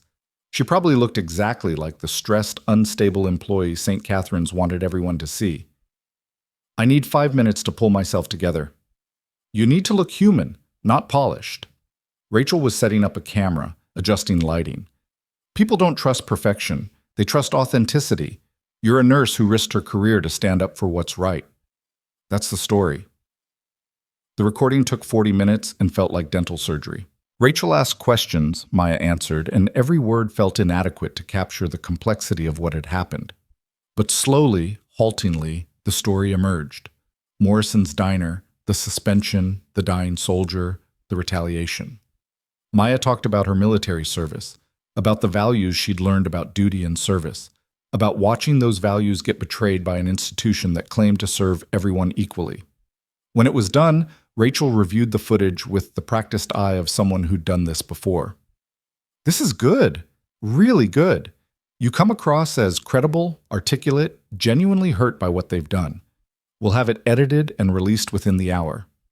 Maya felt hollowed out, exposed. Seeing herself on screen talking about the most painful moments of the past week made everything feel too real, too permanent. Once this went public, there was no taking it back. Her phone rang, actual call, not just notifications. She glanced at the screen, her union representative finally returning her calls from 2 days ago. I should take this, Santos nodded. Maya stepped into an empty office, answered. Maya? It's David Chen from the Nurses Union. I am so sorry I didn't get back to you sooner. I've been following the news. Can the union help with the lawsuit? That's complicated. St. Catherine's is claiming your actions fell outside the scope of your employment, which means union legal protection doesn't apply. But I've been in touch with national leadership, and they want to support you. This is exactly the kind of case that matters. So you can help? We can provide resources, connect you with attorneys, maybe cover some expenses. But Maya, I need to be honest with you. This is going to be brutal. The hospital has already contacted union leadership suggesting that supporting you would jeopardize our contract negotiations next quarter. They're threatening to make this very expensive for everyone. Maya leaned against the desk, exhaustion washing over her. They're threatening the union? They're making it clear that backing you comes with costs. I'm not saying we won't do it, but I need you to understand the pressure we're under. 1,500 nurses depend on that contract. If St. Catherine's decides to play hardball during negotiations because we supported your case, then people I work with suffer because I wouldn't stay quiet. That's not what I'm saying, but it's what you mean. Maya's voice was flat. How many people are they going to hurt to get to me? Chen was quiet for a moment. I wish I had better news. For what it's worth, I think you're doing the right thing. Sometimes the right thing has a hell of a cost. After the call ended, Maya sat in the empty office watching Clearwater's downtown through the window. Somewhere out there, St. Catherine's was preparing their press conference. Brennan and Hartwell were coordinating their legal strategy. Nurses who'd applauded her in the hallway were probably being called into meetings and asked to remember any negative interactions they'd had with Maya Reeves. Santos appeared in the doorway. Rachel's releasing your statement in 10 minutes. I need you to see something first. She led Maya back to the main room, where one of the screens now displayed an email chain. Santos pulled it up, enlarged the text. It was internal St. Catherine's communication from 18 months ago. The subject line read, Veteran Patient Protocol Update. Maya scanned the content, her horror growing with each paragraph. It was a detailed policy memo outlining exactly how to discourage veteran admissions without explicitly violating anti-discrimination laws. Suggestions to emphasize long wait times, mention superior veteran-specific facilities elsewhere, accidentally route intake paperwork to wrong departments to create processing delays. The language was careful, bureaucratic, but the intent was unmistakable. The memo was authored by Dr. Marcus Hartwell and approved by David Brennan. How did you get this? Maya asked. Anonymous tip from inside St. Catherine's. Arrived in my inbox 20 minutes ago from an encrypted account. Santos pulled up another email. Along with this. The second document was a spreadsheet tracking patient admissions over 3 years, color-coded by insurance type. Veteran admissions showed in red, declining steadily year over year. Commercial insurance in green, climbing proportionally. In the margin, handwritten notes. Target metrics achieved. Bonus structure approved. They were getting bonuses for excluding veterans, Maya said, specifically for reducing the percentage of government-insured patients below 20% of total admissions, which they accomplished by systematically routing veterans elsewhere. Santos enlarged another section. This spreadsheet also shows how they tracked which staff members questioned the practice. Your name's on here, Maya. You're flagged as potential compliance concerns 6 months ago.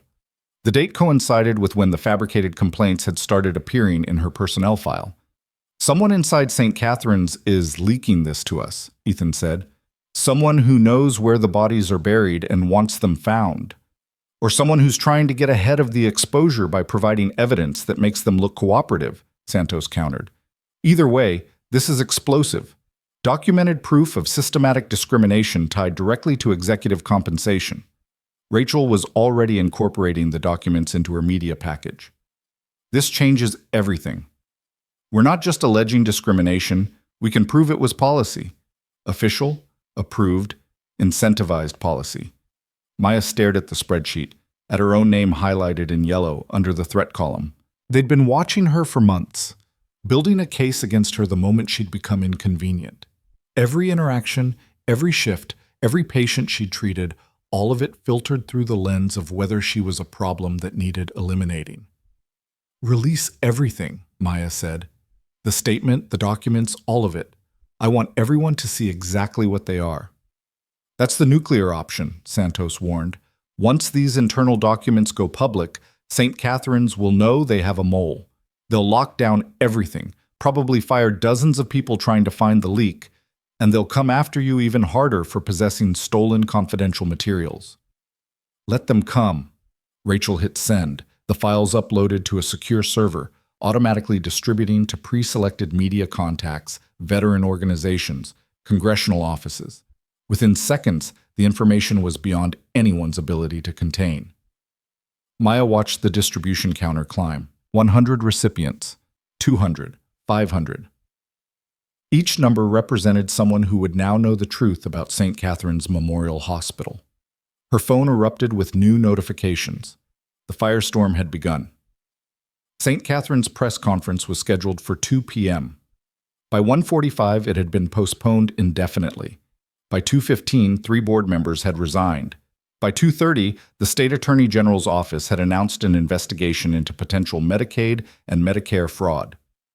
Maya watched it unfold from the war room, surrounded by people who were fighting a battle she'd accidentally started by refusing to let a man sit alone. Ethan stood at the window watching the street below. "We've got company." 2 news vans had parked outside the building. A third was pulling up. Reporters were setting up cameras, clearly staking out the location in hopes of catching someone emerging. "How did they find us?" Maya asked. "Probably tracked Santos's vehicle from St. Catherine's. Or someone at the hospital recognized this address. We've used it for other investigations." Ethan's expression was grim. "We're trapped until they get bored or we find another way out." Rachel was monitoring social media feeds. Morrison's Diner is trending nationally. #VeteransMatter is the #3 hashtag in the country. You've got celebrities weighing in, politicians making statements. This has gone completely viral. Maya felt dizzy. Yesterday, she'd been a suspended nurse facing career destruction. Today, she was apparently a national story, her face plastered across news sites and social media, strangers debating her credibility and character in comment sections she was terrified to read. "I need air." Santos intercepted her before she could reach the door. "You can't go outside. There are cameras everywhere, reporters who will ambush you for comments, and probably St. Catherine's people watching to see where you go." "So I'm a prisoner?" "You're protected. There's a difference." Maya wanted to scream. The walls felt like they were closing in, the weight of everything crushing down until she couldn't breathe. She'd done the right thing. She knew she'd done the right thing. So why did it feel like punishment? Her phone rang. Unknown number, but something made her answer. "Maya Reeves?"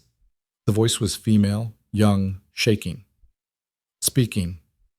My name is Jennifer Walters. I'm a physician assistant at St. Catherine's. I was in the board meeting this morning in the observation gallery." Maya's pulse kicked up. "Okay. I need to tell you something I should have said months ago." Jennifer's voice cracked. "I've been documenting the veteran patient routing. I have records of every veteran who's come through our ER in the past 2 years and where they were sent. I have audio recordings of Dr. Hartwell instructing staff to discourage veteran admissions. I have—" She broke off, breathing hard.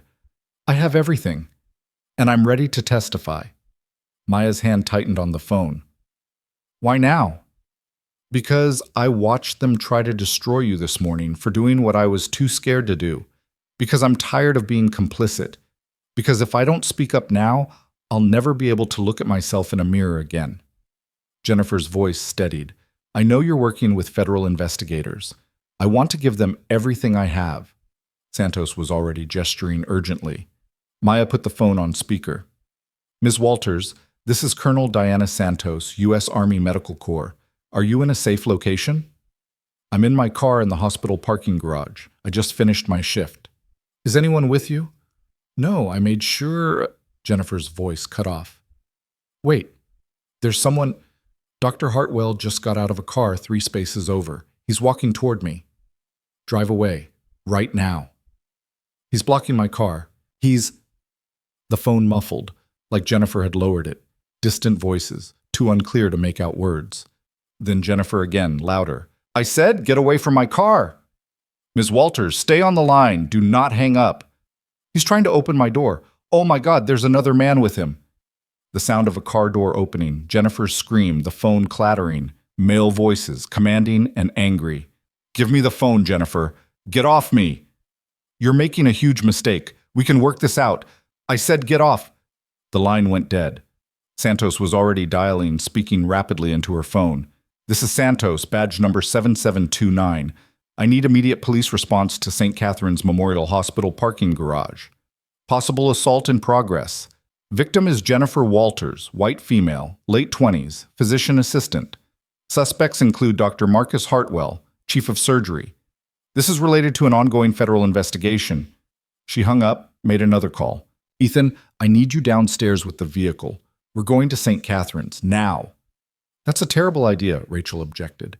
There are cameras everywhere, and if Hartwell is desperate enough to physically intimidate a witness, then Jennifer Walters is in immediate danger, and we're the only ones who know it. Santos was already moving toward the door. Maya, stay here. You're too visible. She called me. She reached out because of what I did. If something happens to her, it's not your fault. Tell me that when they find her body in the parking garage. The words hung in the air like a curse. Santos's expression shifted, recognition of a possibility too horrible to dismiss. Fine. But you stay in the vehicle, you don't engage with anyone, and if I tell you to run, you run. Understood? They took the service elevator to avoid the media in the lobby, emerged in the basement parking structure where Ethan had already brought the SUV around. The drive to St. Catherine's took 8 minutes through downtown traffic, every second stretching into eternity while Maya imagined what might be happening to Jennifer Walters. The hospital's parking garage was 4 levels of concrete and shadows, security cameras positioned at regular intervals, but plenty of blind spots between them.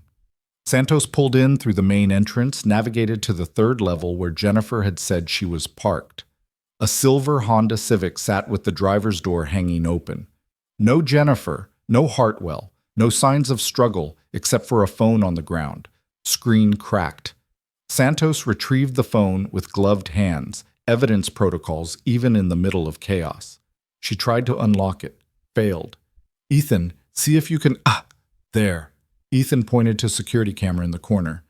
Footage will show what happened. If it hasn't been erased already. Maya climbed out of the SUV despite Santos's objection. The parking garage smelled like oil and exhaust, the fluorescent lights casting everything in sickly yellow-green. She walked to Jennifer's car, looked inside. Purse on the passenger seat. Coffee in the cup holder, still warm. Keys in the ignition. She didn't leave voluntarily, Maya said. A security guard appeared from the stairwell, young, nervous, hand hovering near his radio. You can't be here. This area is restricted. Santos badged him. Federal investigation. Where's your security office? I'd need to check with my supervisor. Your supervisor can meet us there. Now. This is a potential abduction of a federal witness. The guard's eyes went wide. He led them to a small office on the ground level, where an older man sat surrounded by monitors showing different camera angles of the garage. He stood when they entered, clearly aware something serious was happening. I need footage from the 3rd level, cameras 12 through 15, last 20 minutes, Santos said without preamble. The supervisor, badge reading Frank Moretti, hesitated. I'd need authorization from hospital administration. You'll have authorization from the federal prosecutor if you obstruct this investigation. Show me the footage. Moretti pulled up the feeds. They watched Jennifer's car appear in frame, watched her park, watched her make a phone call. Then Dr. Hartwell appeared, walking with deliberate purpose toward her vehicle. Another man accompanied him, large, suited, the kind of person whose job description included making problems disappear. The confrontation was silent on camera, but the body language was clear. Hartwell trying the door. Jennifer refusing. The second man moving to the passenger side, Jennifer's panic visible even in the grainy footage. Then Hartwell made a gesture. The second man opened the passenger door. Apparently Jennifer had left it unlocked, reached in, unlocked the driver's side from inside. He pulled Jennifer out while Hartwell collected her phone and purse. They walked her between them toward the elevator. Jennifer struggled once, briefly. The second man's hand on her arm tightened and she went still. Where does that elevator go? Santos demanded. Ground floor, administration wing. Show me ground floor footage. Moretti switched cameras. They watched the elevator doors open, watched Hartwell and his associate escort Jennifer through empty corridors toward the administration building. The timestamp showed 12 minutes ago. Santos was already on her phone. I need tactical response at St. Catherine's Memorial, Administration Building. Federal witness has been forcibly detained by hospital staff. Suspects are considered flight risks. Full lockdown protocol. She disconnected, turned to Maya and Ethan. This just became a hostage situation. Outside, sirens began to wail. Police response finally arriving, way too late to prevent whatever was happening to Jennifer Walters in Brennan's office or wherever they'd taken her. Maya felt fury and helplessness warring in her chest. Jennifer had called because Maya had given her courage, had reached out because someone had finally stood up. And now she was being punished for that decision, dragged into a confrontation she wasn't prepared for because Maya had made fighting back seem possible. More sirens. The parking garage was filling with emergency vehicles, their lights painting the concrete in red and blue chaos. Ethan stood at the garage entrance, watching the perimeter. We've got a problem. 2 news helicopters circled overhead. The media had followed the police response, their cameras now capturing everything happening at St. Catherine's. Whatever Hartwell and Brennan were doing, they were doing it in front of an audience of millions. Santos's phone rang. She answered, listened, her expression darkening. Understood. We're on our way. What? Maya asked. Jennifer Walters just walked out of the administration building.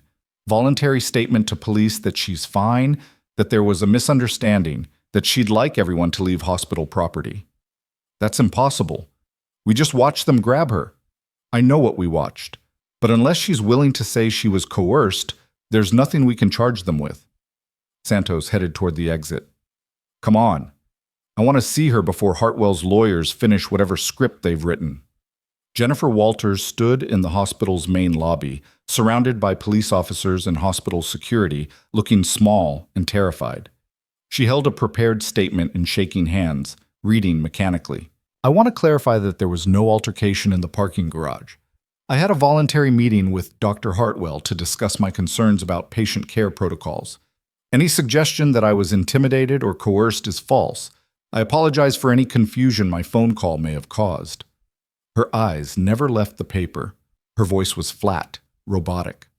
A lawyer stood at her elbow, one of St. Catherine's attorneys, the same woman who'd been in Brennan's office during Maya's termination meeting.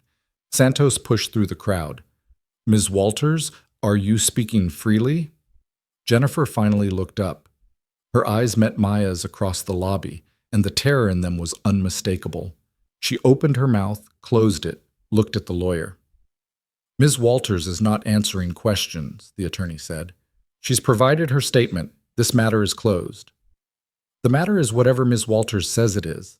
I'd like to speak with her privately. My client declines. Is that true, Ms. Walters? Do you decline to speak with federal investigators about your allegations regarding systematic veteran discrimination at this hospital? Jennifer's hands crumpled the statement. Tears were running down her face now, silent and devastating. She was shaking her head, but whether in refusal or despair was impossible to determine. Ms. Walters has nothing further to say, the attorney repeated. Any continued harassment will result in a restraining order. Santos looked like she wanted to argue, but the police were already dispersing, treating this as a resolved situation. The media was filming everything, and Maya could already imagine how this would be spun. Federal investigators harassing a hospital employee, creating drama where none existed. Jennifer walked away, flanked by hospital security and the lawyer. She didn't look back.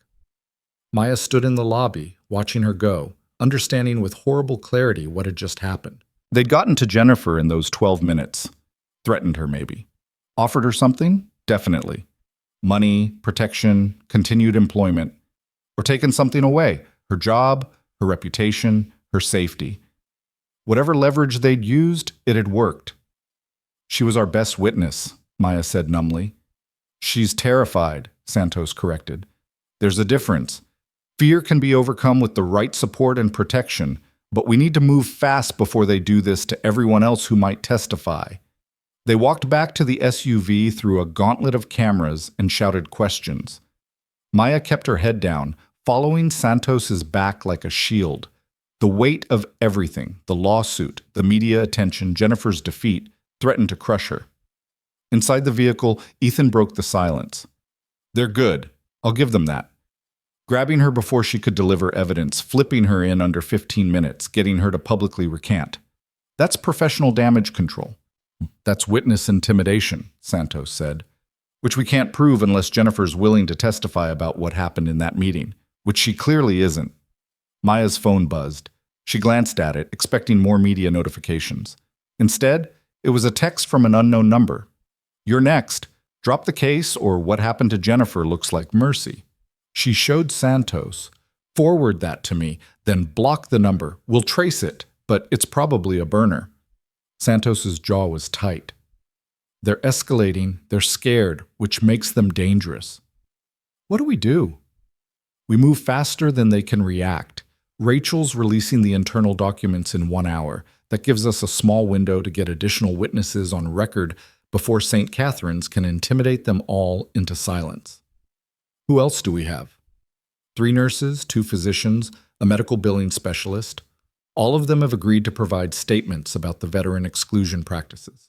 We get them recorded, notarized, submitted as evidence before anyone can get to them. And if St. Catherine's gets to them first?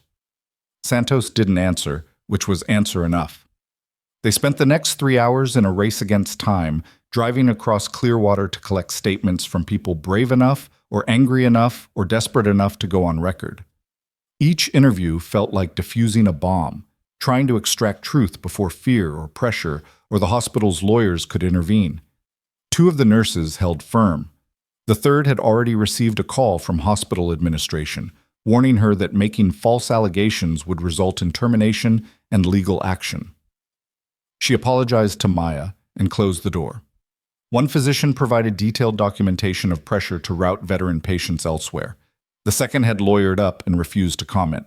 The medical billing specialist handed over spreadsheets and audio recordings, then asked if witness protection was a real thing because she was terrified of what St. Catherine's might do to her career.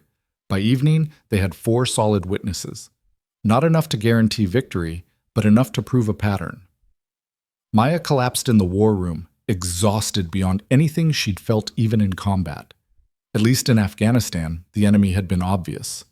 Here, the threats came wrapped in legal language and bureaucratic procedures, harder to fight, impossible to shoot. Rachel pulled up the latest news coverage.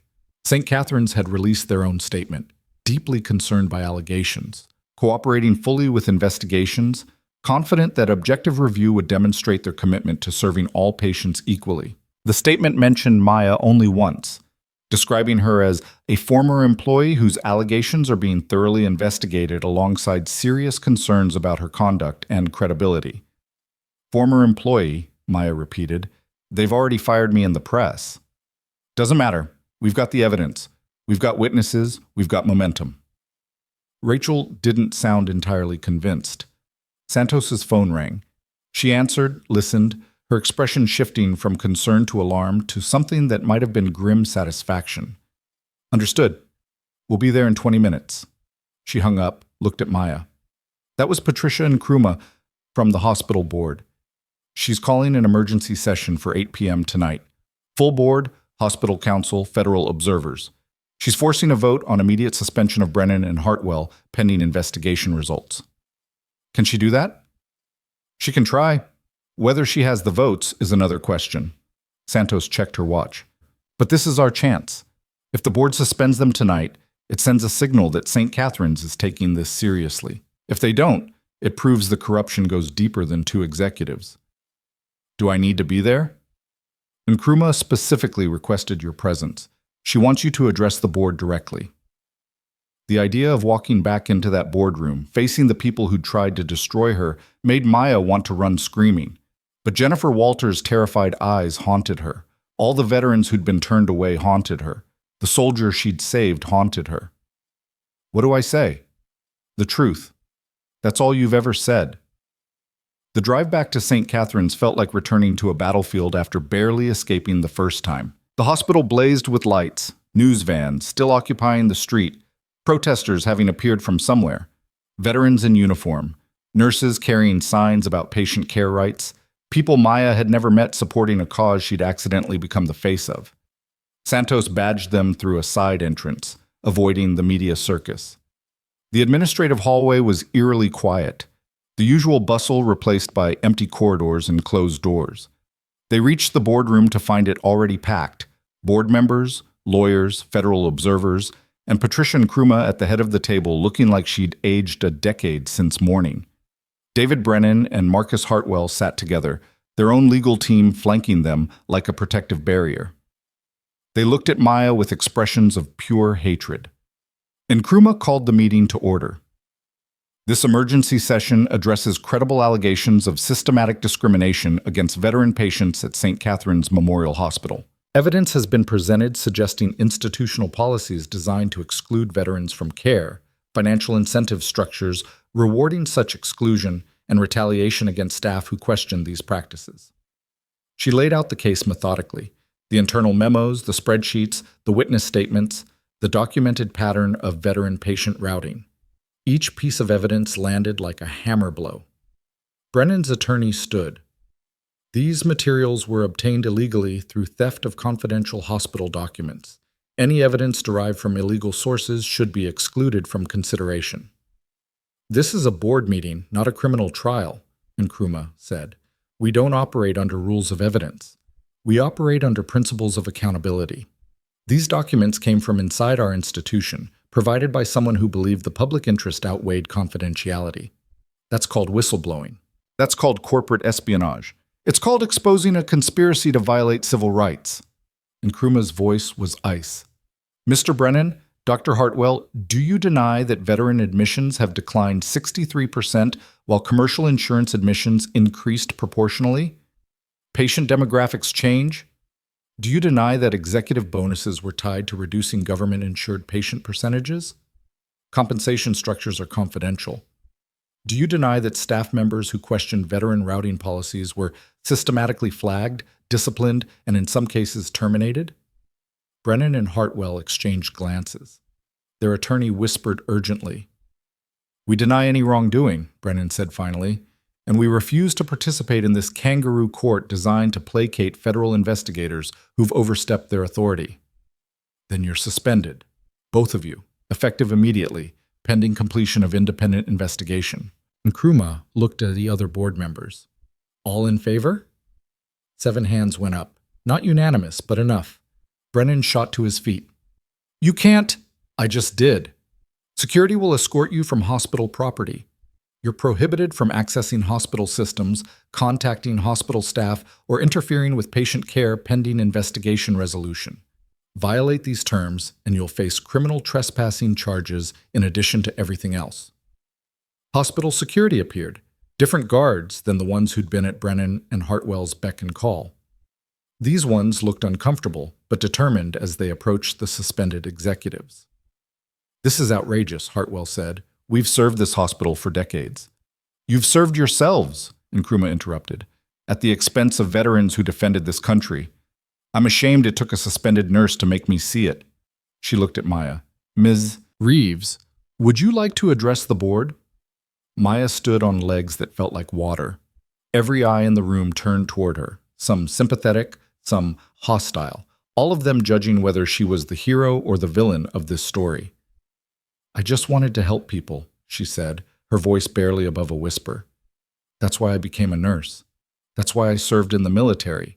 That's why I stayed at St. Catherine's even when the hours were brutal and the pay was terrible and the bureaucracy was exhausting, because I thought we were helping people.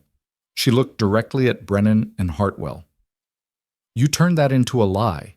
You took an institution people trusted with their lives and corrupted it for profit. You punished anyone who questioned you. You terrorized witnesses. You tried to let a soldier die rather than risk exposing your scheme. That's defamatory, Hartwell started. That's documented, all of it. And when I stood up to it, you tried to destroy me. You fabricated complaints, suspended me, attempted termination, sued me for millions I don't have, threatened me. Maya's voice broke. She steadied it. But the thing about military service is it teaches you that some things are worth fighting for even when you're terrified, even when it costs everything, even when you're absolutely certain you're going to lose. She pulled out the folded paper she'd been carrying, Tyler Matheson's wife's message, the photo of him alive in the ICU. This is Tyler Matheson, 28 years old, special operations. He has 2 kids who almost became fatherless because you prioritized profit margins over human lives.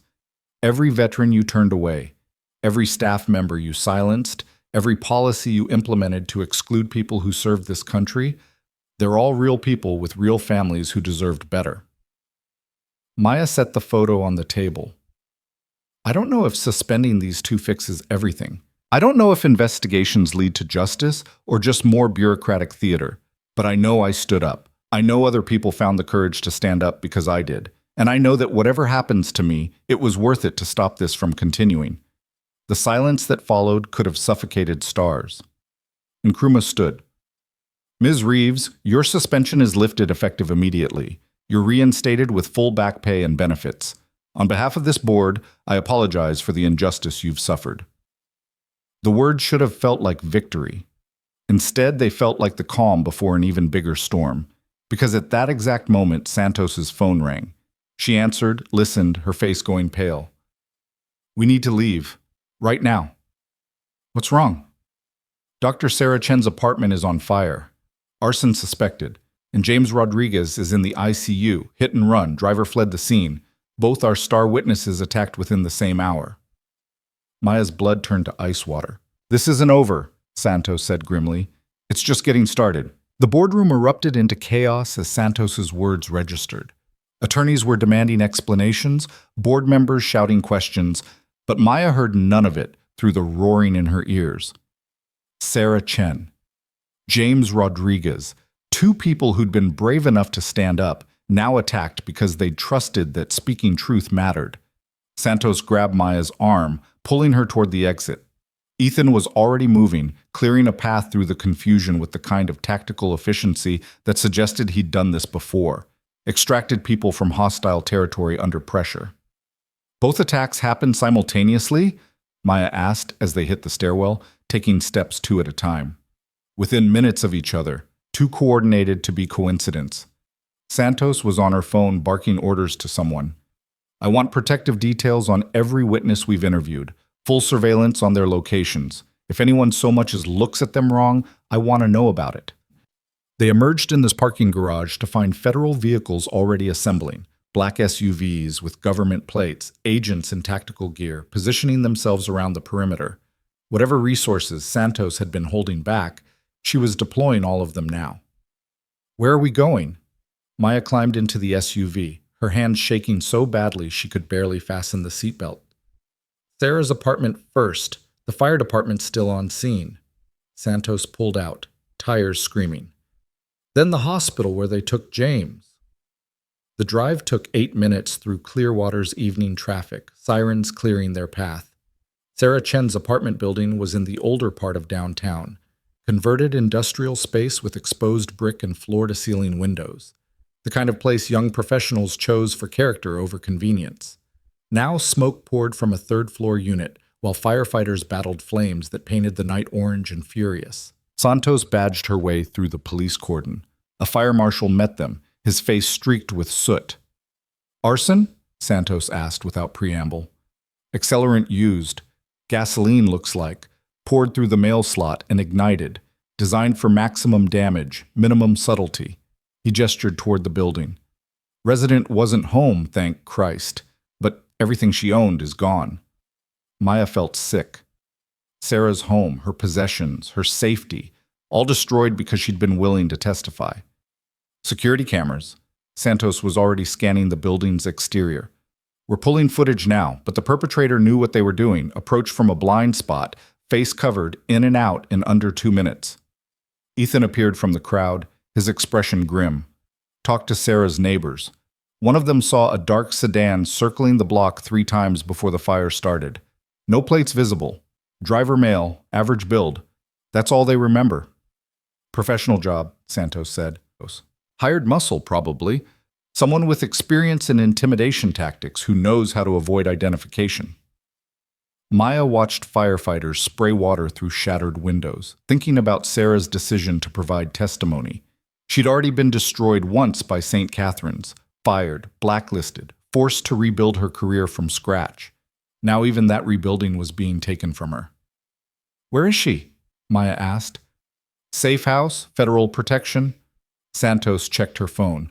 James Rodriguez is at Mercy General, 20 minutes from here. Critical condition, massive internal injuries, fractured skull, the kind of damage you get when a vehicle hits you at high speed with intent. The specificity of that last word landed like a fist.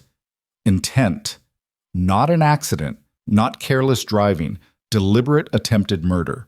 They drove to Mercy General in silence, the weight of escalation crushing any conversation.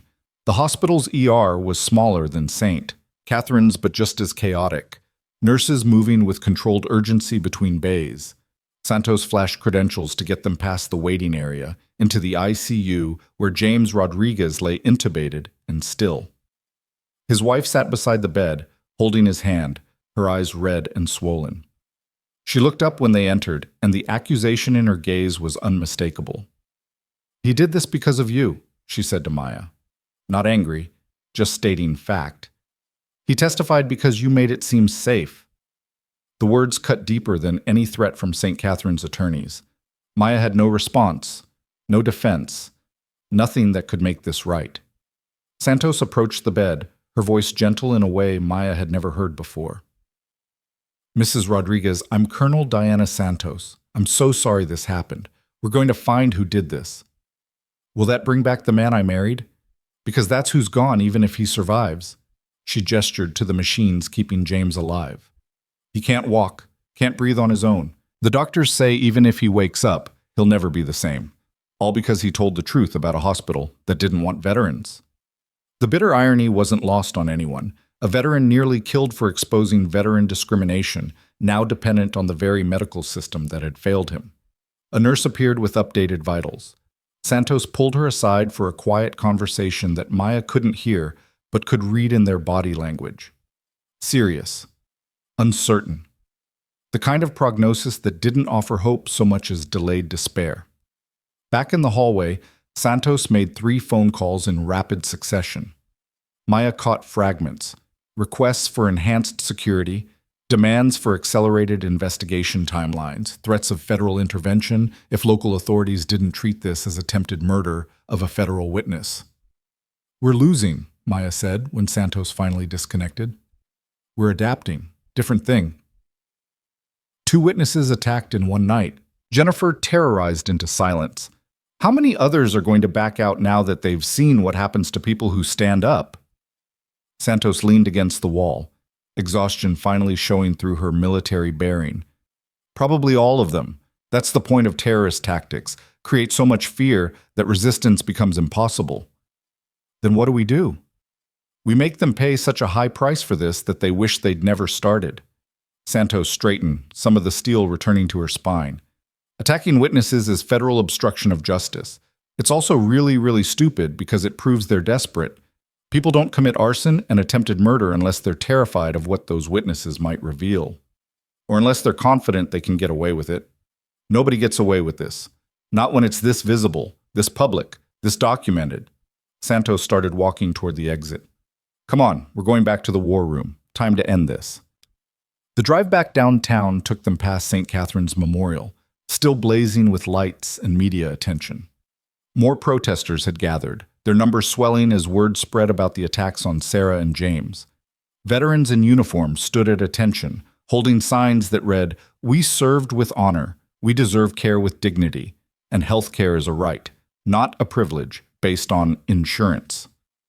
Rachel had the war room operating at full capacity when they arrived, every screen displaying different information feeds, 3 additional analysts working laptops, phones ringing constantly. She looked up when Santos entered, her expression fierce. "We've got them. Everything we need." She pulled up surveillance footage on the main screen. It showed a man in dark clothing approaching Sarah Chen's apartment building, clearly visible despite the attempted concealment. Rachel zoomed in, enhanced the image, froze it on a frame that showed his face partially visible beneath the hood. Meet Marcus Webb, former military police, dishonorably discharged for assault, currently employed by Sentinel Private Security Services. Which is owned by, Rachel pulled up corporate records, Hartwell Medical Consulting, LLC, Dr. Marcus Hartwell's private company. The connections blazed across the screen like a conspiracy map. Money flowing from Hartwell's consulting firm to the security company, From there to Webb's personal account, deposits made the same day as Sarah's fire. "We can prove Hartwell hired the arsonist," Santos said. "Better. We can prove he hired both attackers." Rachel pulled up more footage, this one from a traffic camera near where James Rodriguez had been hit. Dark sedan, license plate partially obscured but still readable, registered to Sentinel Private Security. Driver is... She zoomed in on the visible figure behind the wheel. Marcus Webb again, same guy, both attacks. Maya stared at the evidence, feeling something shift in her chest. Not relief exactly, but recognition that the machinery of justice might actually work if you fed it enough truth. "How fast can we move on this?" Santos asked. "Federal prosecutor is drafting warrants now. We'll have arrest orders for Marcus Hartwell within the hour for conspiracy to commit arson and attempted murder.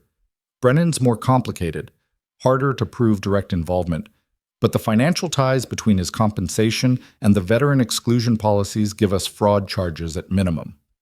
One of the analysts spoke up. "We've also got testimony from the security supervisor at St. Catherine's, Frank Moretti.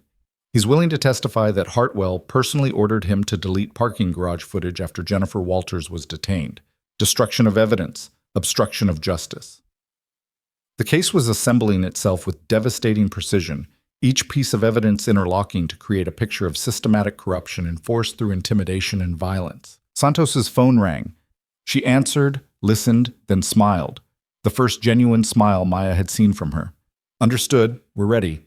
She hung up, addressed the room. "FBI is executing arrest warrants in 15 minutes. Hartwell at his home, Brennan at his office. Full tactical teams, media present. They want this as public as possible." "Why?" Maya asked. "Because public arrests of prominent figures send a message that nobody is untouchable. And because the prosecutor wants this trial conducted in the court of public opinion before it ever reaches a courtroom." Santos checked her watch. "We should go. You deserve to see this." They drove to Marcus Hartwell's estate in Clearwater's most exclusive neighborhood. Gated community, houses set back from the street behind manicured lawns and iron fencing. The kind of place where scandals were quietly buried and wealthy people protected each other from consequences. Not tonight. FBI vehicles assembled at the gate, tactical teams in full gear, local police providing support. News crews had somehow gotten advance notice, probably intentional leak from the prosecutor's office, and their cameras were already rolling when the convoy moved in.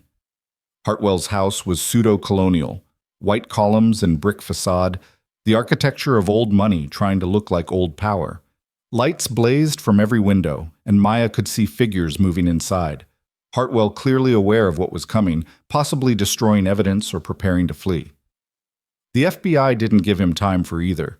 They breached the front door with professional efficiency, entered with weapons drawn, and emerged 3 minutes later with Marcus Hartwell in handcuffs. He looked smaller somehow, stripped of his surgical authority and administrative power. Just a man in expensive pajamas being perp-walked to a waiting vehicle while cameras captured every moment. His attorney was already shouting about unlawful arrest, violation of rights, but the words sounded hollow against the weight of evidence. Maya watched from Santos's SUV, feeling something cold and satisfied settle in her chest. This was what justice looked like when the system actually worked. Not dramatic courtroom speeches or emotional reconciliation, but handcuffs and charges and consequences delivered with bureaucratic precision. David Brennan's arrest happened simultaneously at his office in downtown Clearwater. Rachel had arranged a live feed, and they watched on the war room screens as FBI agents escorted him out of the building he'd controlled for 15 years. He maintained more composure than Hartwell, walking with stiff dignity between federal agents, but the shame was unmistakable. By midnight, both men were in federal custody. By 1 a.m., charges had been formally filed. By 2 a.m., the story had gone international. American hospital executives arrested for discriminating against veterans, attacking witnesses, orchestrating systematic exclusion of wounded soldiers from medical care. The narrative St. Catherine's had tried to control had escaped completely, metastasized into something they couldn't spin or contain or bury in legal maneuvering. Maya sat in the war room surrounded by people who'd fought for this moment and felt nothing but exhaustion, not triumph, not vindication, just the bone-deep weariness of someone who'd been through a war and survived but couldn't quite process what that meant yet. Santos appeared with coffee that tasted like burnt dirt but was hot and caffeinated. You should rest. We've got protective detail on you, but you're safe now. The immediate threat is contained. Is it? What about whoever hired Marcus Webb? What about the board members who knew and did nothing? What about the system that allowed this to happen in the first place? We dismantle it piece by piece, and starting with the pieces we can prove. Santos sat beside her. Hartwell and Brennan will flip on each other eventually. People like that always do when they're facing real prison time. They'll give us everyone else involved to save themselves. And the victims? Sarah's apartment is still destroyed. James might never walk again. Jennifer's too terrified to leave her house. What happens to them? Civil suits, financial compensation, support services. It doesn't undo the harm, but it acknowledges it. Santos's expression was tired. Justice isn't about making everything right again, Maya. It's about making sure wrong has consequences. That's the best we can do. The next 72 hours blurred into an endless sequence of statements and depositions and interviews. Federal prosecutors wanted Maya's testimony documented in excruciating detail. Defense attorneys wanted to depose her, looking for inconsistencies. Media wanted her story, offering increasingly absurd sums for exclusive interviews. She declined everything except the official legal proceedings, letting Rachel handle media relations while she tried to process the magnitude of what had happened.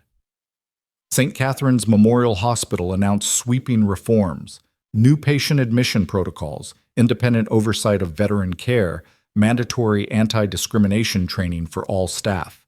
Patricia Nkrumah was appointed interim hospital administrator, tasked with rebuilding institutional trust and implementing accountability measures. 3 more board members resigned when their financial connections to the exclusion scheme became public. 5 senior physicians were placed on administrative leave pending investigation into their roles. The hospital's insurance carrier dropped coverage, leaving St. Catherine's scrambling to find new underwriters willing to accept the risk. The financial damage was catastrophic. The reputational damage was worse.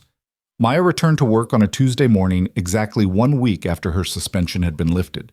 She walked into St. Catherine's ER expecting hostility or resentment from colleagues who'd survived while she'd fought. Instead, she found a standing ovation. Every nurse, every physician, every support staff member in the department stopped what they were doing and applauded as she entered. Not the performative applause from the hallway after the board meeting, but genuine recognition of what she'd risked and what it had cost. Dr. James Winters approached, the trauma surgeon who'd almost let Tyler Matheson die because he'd been too afraid to defy false authority. "I owe you an apology," he said quietly. "I knew what was happening. I saw the veteran patients being routed away, heard the pressure to prioritize profitable admissions. I told myself it wasn't my problem, that I was just following protocol." He met her eyes. "You showed me that silence is complicity. I'm sorry it took your courage to teach me that." Maya didn't know what to say. She settled for a nod, accepting the apology because holding grudges felt too exhausting. Her first shift back was brutal in the familiar way. Too many patients, too few resources, the constant triage of who needed care most urgently. But something had changed in the ER's culture. Nurses asked questions without fear of retaliation. Physicians pushed back against administrative pressure to discharge patients prematurely. Veterans presenting for treatment received the same immediate attention as everyone else. No routing protocols or insurance verification delays. It was a small change, maybe even a temporary one, dependent on continued vigilance and institutional memory that would fade over time. But for now, it was real. Tyler Matheson was transferred out of ICU on Maya's 3rd day back. She stopped by his room during her break, found him awake and breathing on his own, his wife beside the bed looking exhausted but hopeful. "You're the nurse," Tyler said, his voice rough from intubation, "the one who saved my life." "I'm one of many people who did their jobs that day." "No, Santos told me what happened, what you risked." He tried to sit up, winced, settled back. "Thank you doesn't begin to cover it." Maya pulled up a chair. "How are you feeling?" "Like I got hit by an IED made of bureaucracy and corruption." He managed a weak smile. "But alive. Better than the alternative." They talked for 20 minutes, about his recovery timeline, his kids who'd been terrified when military casualty notification officers appeared at their school, his wife's strength holding everything together while he'd been unconscious, normal conversation about abnormal circumstances, the kind of human connection that reminded Maya why she'd become a nurse in the first place. Before she left, Tyler's wife stopped her in the hallway. They told us what you went through, the suspension, the lawsuit, the attacks on other witnesses. She gripped Maya's hand. I need you to know that it mattered. What you did matters. Not just for Tyler, but for every veteran who'll come through these doors and receive the care they deserve because you refused to stay silent. The words broke something loose in Maya's chest, the tight knot of fear and doubt and exhaustion that had been holding her together through sheer force of will. She made it to the staff bathroom before the tears came, ugly and cathartic and necessary. She cried for Sarah Chen's destroyed apartment, for James Rodriguez fighting for his life, for Jennifer Walters too terrified to speak truth, for every veteran turned away, for every nurse silenced, for the cost of standing up and the price of staying down. When she finally emerged, eyes red but breathing steady, Ethan Cross was waiting in the hallway. Santos told me you were back on shift, he said. Wanted to check on you. I'm fine. You're not, but you will be. He gestured toward the cafeteria. Got time for terrible hospital coffee? They sat in the corner booth where Maya had spent countless breaks over the past 4 years, the familiar surroundings surreal after everything that had changed. Ethan ordered coffee black, same as he had at Morrison's diner. The symmetry felt deliberate. I need to tell you something, he said, about that day at the diner. I know you were investigating, Santos explained. Not that. Something else. Ethan wrapped his hands around his cup, the same tremor in his fingers that Maya had noticed the first time. I wasn't just there documenting discrimination. I was there because I'd hit bottom. 3 years of investigations, hundreds of documented violations, 0 prosecutions. I'd started to believe that fighting was pointless, that institutions always won, that one person standing up couldn't actually change anything. He looked up, met her eyes directly. Then you invited me to sit down, not because you knew who I was or what I was doing, just because it was the right thing. And when Morrison tried to kick us out, you fought back. Not for yourself. You could have walked away any time. You fought for me, for the principle, for the idea that people deserved basic dignity regardless of what service they'd given or what injuries they carried. I just couldn't stand watching everyone turn away. That's my point. You couldn't stand it. Most people can. Most people develop calluses over the parts of themselves that recognize injustice until they can watch terrible things happen and feel nothing. You didn't. You saw something wrong and you acted, even though it cost you everything. Ethan's voice was quiet but intense. You gave me back something I'd lost. The belief that individuals matter, that one person refusing to comply can jam the gears of a corrupt system. Maya felt heat creeping up her neck. I'm not special, you just did what nobody else was willing to do. That's the definition of special. He pulled out a folder, slid it across the table. Which is why I wanted to give you this before it becomes public. Maya opened the folder. Inside was a commendation letter from the Department of Veterans Affairs, signed by officials whose names she didn't recognize but whose titles carried weight. It praised her actions in exposing systematic discrimination, protecting veteran patients, and exemplifying the values of service above self. Beneath that was another document, a job offer from the VA Medical Center in Washington, D.C., Director of Emergency Services, overseeing veteran trauma care at the flagship facility. Salary nearly double what St. Catherine's paid, federal benefits, and a mandate to implement best practices across the VA system. I don't understand, Maya said. They want you to take what you learned here and use it to improve veteran care nationally. Train other facilities, develop protocols, build systems that protect against the kind of discrimination you exposed. Ethan leaned forward. You've become a symbol, Maya. Every veteran who's ever been turned away from care sees you as proof that speaking up matters. The VA wants to harness that, turn your experience into institutional reform. The opportunity was staggering. Leave Clearwater, leave St. Catherine's, step into a role with national impact and federal authority. Make a real difference on a scale she'd never imagined.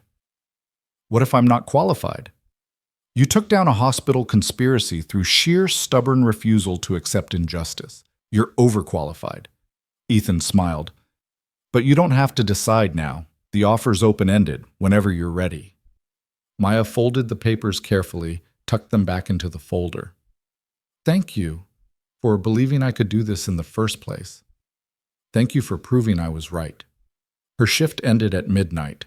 Maya walked out of St. Catherine's into autumn air that smelled like rain and possibility, her body exhausted but her mind finally quiet. The protesters had dispersed, the news crews moved on to other stories, the crisis that had consumed her life for 2 weeks slowly fading into the background noise of institutional memory. Her phone buzzed. A text from Santos.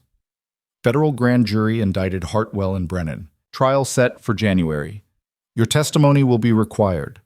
Are you ready? Maya typed back, yes. Another text, this one from Rachel. 60 Minutes wants an interview. CBS, evening news, morning shows, everyone's asking, still saying no? Maya considered. The story was already public, her face already associated with the case. Refusing interviews wouldn't protect her privacy. That was gone.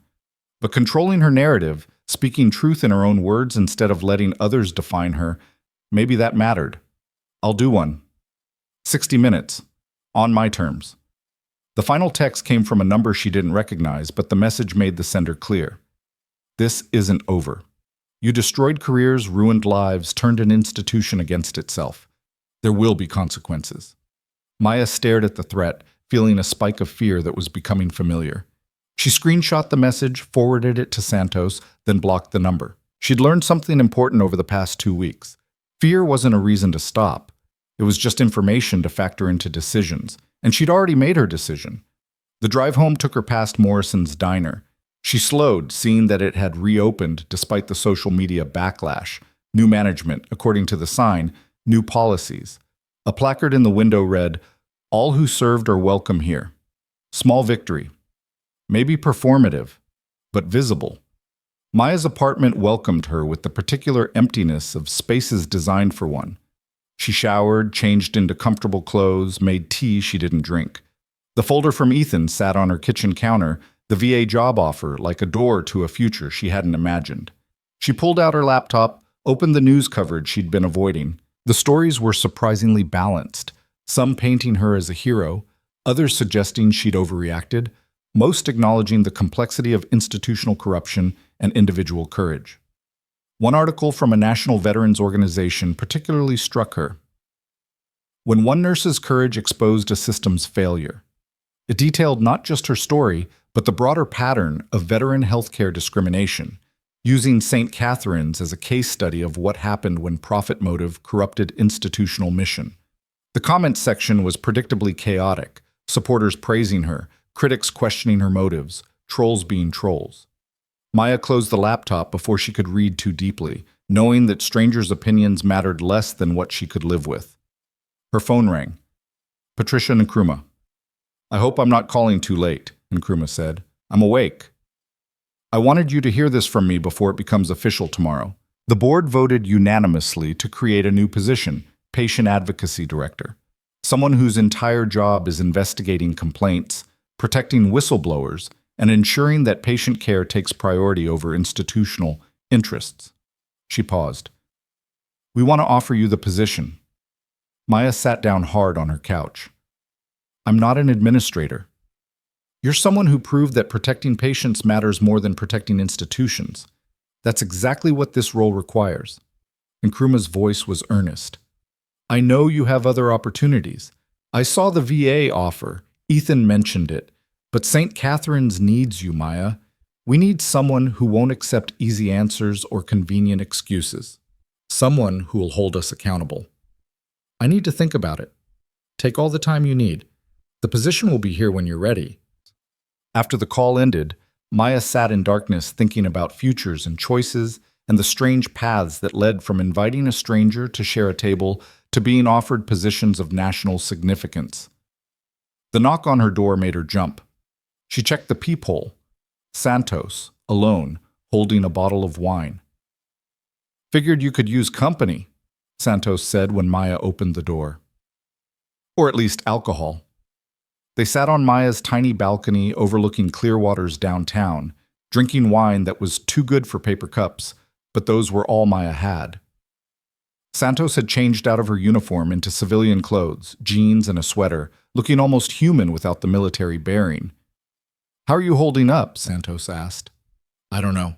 Ask me in 6 months when I'm not operating on pure adrenaline and spite." Santos laughed, the sound genuine and warm. "Fair answer. For what it's worth, you handled this better than most people would. Combat veterans, federal agents, trained investigators. I've seen all of them crack under less pressure than what you endured. I had help. You had support. You provided the courage." Santos took a long drink. "I've been doing this work for 8 years. Know how many cases actually result in prosecution? About 12%. Most whistleblowers back down or get destroyed before we can build a case. Most institutions are better at covering up than we are at uncovering. Most corrupt people get away with it because fighting them is too expensive and too exhausting. Not encouraging. Not meant to be. Just context for what you accomplished. Hartwell and Brennan are facing federal charges. St. Catherine's is implementing real reforms. Other hospitals are reviewing their own practices because they're terrified of being next. You changed the landscape, Maya. That doesn't happen often." They sat in silence for a while, watching Clearwater's lights and drinking wine and existing in the strange liminal space between crisis and recovery. "What's next for you?" Maya asked eventually. "Another investigation, probably. Another institution that needs burning down. Another whistleblower who needs protecting." Santos smiled grimly. "The work's never done. But this case, your case, this is the one I'll remember. The one that reminded me why I do this. Because someone has to? Because sometimes someone does. And it actually matters." Santos left around 2 a.m., taking the empty wine bottle with her and leaving Maya slightly drunk and deeply tired. Sleep came fast and dreamless, the kind of rest that only arrives after extended periods of crisis finally resolve. She woke to sunlight and silence and the realization that for the first time in 2 weeks, nobody was threatening her, suing her, or trying to destroy her career. The morning news showed Hartwell and Brennan's arraignment, both pleading not guilty, both released on bail with conditions prohibiting contact with witnesses or St. Catherine's personnel. Their attorneys made statements about vigorous defense and faith in the justice system. Nobody believed them. Public sentiment had crystallized firmly against the accused. Even traditionally conservative news outlets were calling the veteran exclusion scheme indefensible and un-American. The court of public opinion had rendered its verdict before the legal system could even start proceedings. Maya's phone showed 43 missed calls and 200 unread messages. She ignored all of them, instead making coffee and sitting on her balcony and watching Clearwater wake up to a Tuesday that felt miraculously normal. Her doorbell rang at 10 a.m. Maya answered to find Jennifer Walters standing in the hallway, looking pale and terrified but present. "I need to talk to you," Jennifer said. Maya let her in. Jennifer sat on the edge of Maya's couch like she might need to run at any moment, her hands twisting together in constant nervous motion. "I lied," Jennifer said without preamble. "When I said there was no altercation with Hartwell, when I recanted my testimony, all of it was lies. I know. They threatened me. Hartwell and his lawyer. They showed me documents they'd fabricated suggesting I'd been stealing medications, falsifying patient records. Said if I testified, those documents would be sent to the state medical board and the police. I'd lose my license, face criminal charges, never work in healthcare again." Jennifer's voice shook. "I have student loans. I'm a single mother. I just couldn't risk everything." "It's okay." "It's not okay. You risked everything. Sarah and James were attacked because they stood up, and I stayed silent because I was too afraid." Tears streamed down Jennifer's face. "But I can't live with it. I can't look at my daughter and teach her to stand up for what's right while I'm hiding from the truth." Maya sat beside her. "What do you want to do?" "I want to testify. Real testimony, everything I saw and documented. I want to give federal prosecutors the recordings and evidence I collected. I want—" Jennifer's voice broke. "I want to stop being so afraid all the time. The threats were real. Hartwell's people will come after you. Let them. He's in federal custody facing criminal charges. What else can they do that's worse than living as a coward? Jennifer pulled out a flash drive. This has everything. 2 years of documentation, audio recordings of Hartwell instructing staff to route veterans elsewhere, emails about the bonus structure, patient records showing the systematic exclusion pattern, everything you need to bury them. Maya took the flash drive, feeling its weight like a bomb. Why didn't you give this to Santos before? Because I thought I could save myself by staying quiet. Turns out silence doesn't save you. It just makes you complicit. Jennifer stood. Tell Colonel Santos I'm ready to make an official statement. Tell her I'll testify at trial. Tell her whatever she needs from me, she's got it. After Jennifer left, Maya sat holding the flash drive and thinking about courage and fear and the 1,000 ways people found strength they didn't know they possessed. She called Santos. We just got our star witness back, Maya said, and she brought evidence.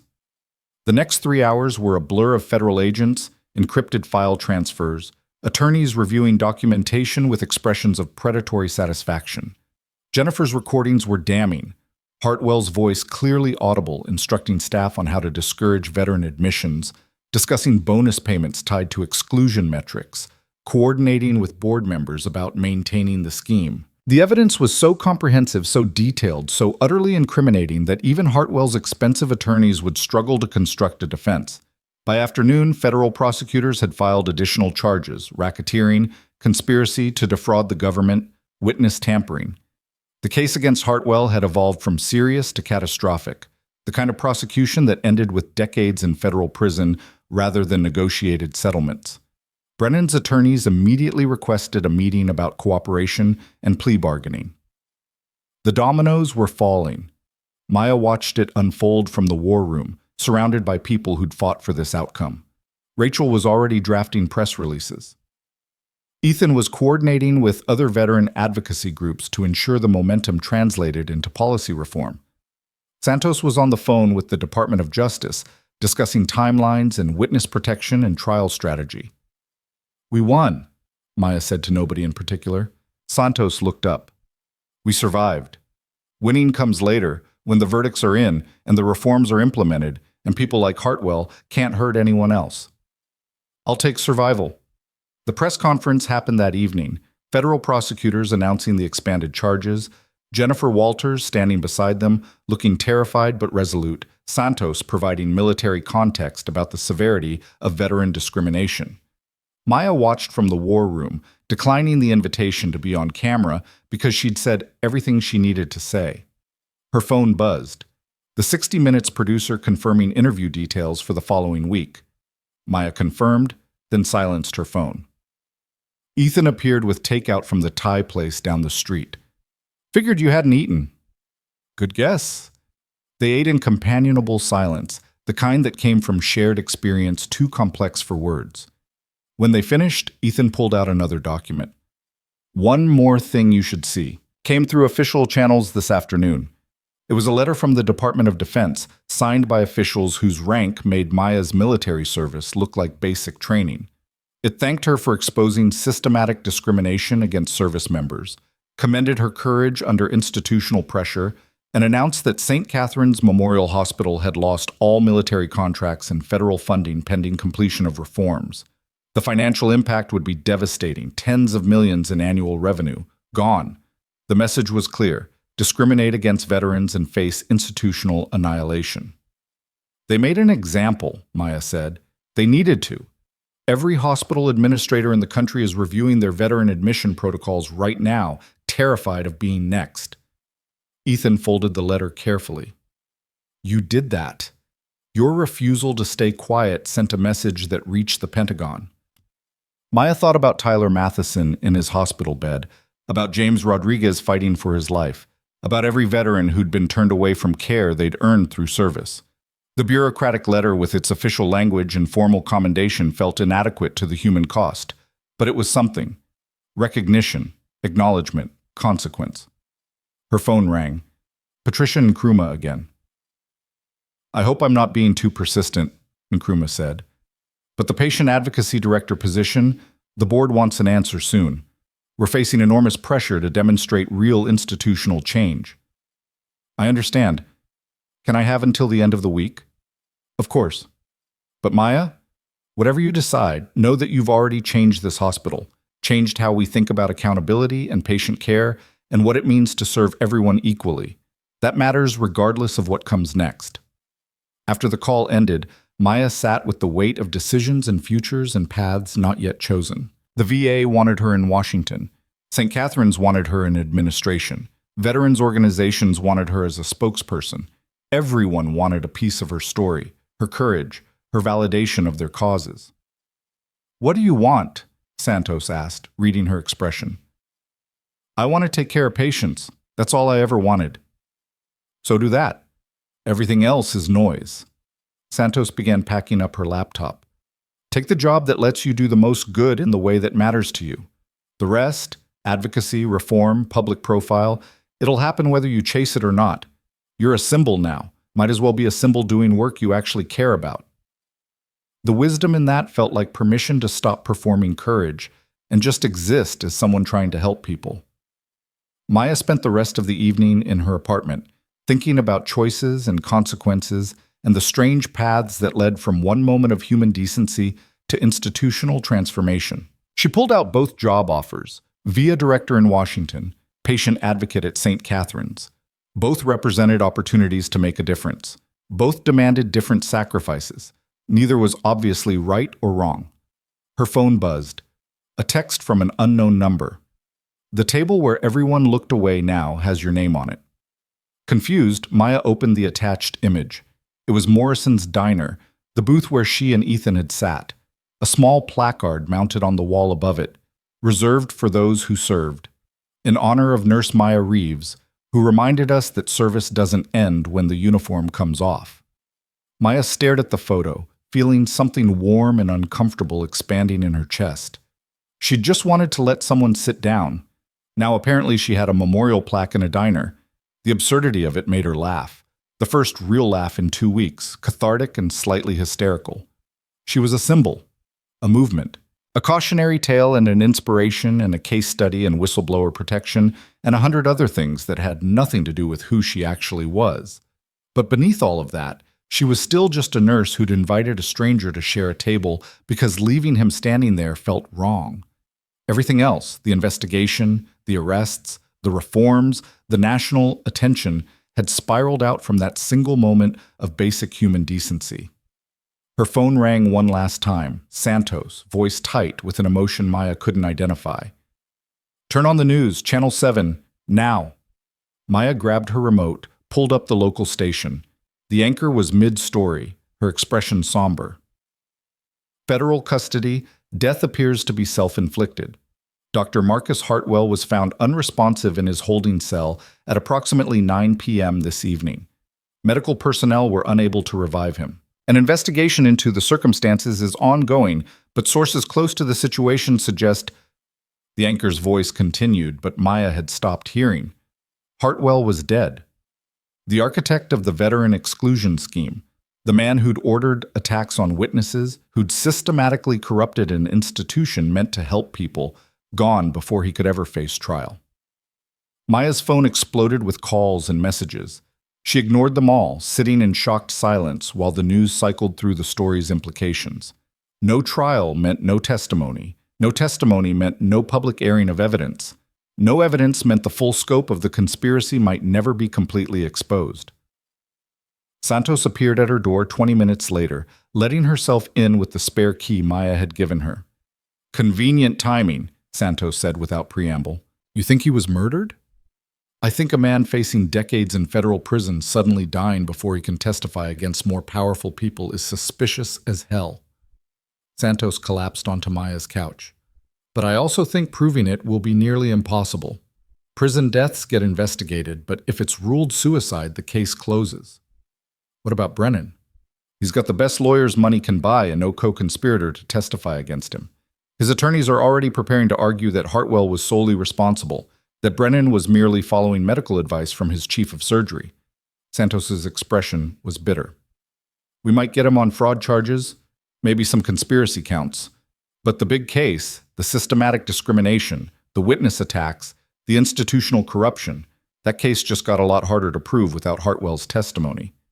Maya felt something cold settling in her stomach. So he wins.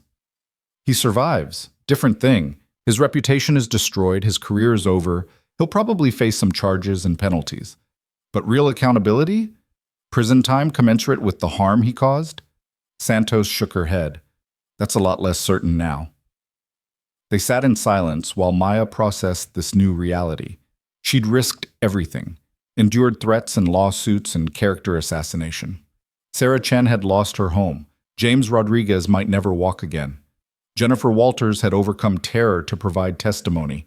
And Marcus Hartwell had escaped justice by dying in federal custody under circumstances that would never be fully explained.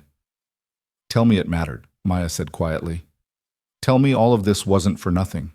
Santos met her eyes. It mattered. St. Catherine's is implementing reforms. The VA is investigating veteran care nationally. Other hospitals are changing policies. Hundreds, maybe thousands of veterans will receive better care because you stood up. She paused. That's not nothing, even if Hartwell escaped trial. But he escaped. Yes, the powerful often do. Santos's voice was hard with experience. That's why we keep fighting. Because occasionally, rarely, they don't escape. And because even when they do, we can limit the damage they cause and protect the next generation of victims. Maya thought about Tyler Matheson recovering, about the patient advocacy director position, about the VA job offer, about all the ways the fight continued even after individual battles ended ambiguously. I'm taking the St. Catherine's position, she said. Patient advocacy director. I'm staying here. Santos smiled, surprising and genuine. Good. They need you. The institution needs someone who won't let them forget what happens when profit matters more than people. And if they try to silence me again? Then you fight again. That's the job. Santos stood, headed toward the door. Get some rest, Maya. Tomorrow's going to be chaos. Media reaction to Hartwell's death, conspiracy theories, demands for investigation. You'll need your strength. After Santos left, Maya stood at her window watching Clearwater's lights and thinking about justice and accountability and the messy reality of fighting institutions designed to protect themselves. Hartwell was dead. Brennan would probably negotiate a plea. The board members would resign quietly. Life would continue, slightly better for some people, unchanged for others, the gears of institutional medicine grinding forward with or without accountability. But St. Catherine's had a patient advocacy director now. Veterans were being admitted for care without discriminatory routing. Nurses felt empowered to question unethical practices. The system had been forced to acknowledge its failures and implement reforms. Small victories. Imperfect justice. Better than nothing. Maya's phone buzzed one final time. A text from Ethan. Hartwell's death changes the trial timeline, but not the mission. Tomorrow we start building the case against everyone else. Are you ready? Maya looked at her reflection in the window, exhausted, slightly drunk on cheap wine, still wearing scrubs from her shift because she hadn't bothered changing. She looked exactly like someone who'd been through hell and survived, which was accurate. She typed back, I'm ready. But as she set down her phone and prepared for bed, Maya couldn't shake the feeling that Hartwell's death was less an ending than a beginning. Someone had wanted him silenced. Someone with enough power to reach into federal custody. Someone who remained free while Hartwell became a convenient scapegoat whose death closed certain avenues of investigation. The real conspiracy, the network of corruption that had allowed systematic veteran discrimination to flourish unchecked, that fight was just starting. And Maya had just agreed to stand at the center of it, armed with nothing but institutional authority and a stubborn refusal to accept that powerful people could hurt the vulnerable without consequence.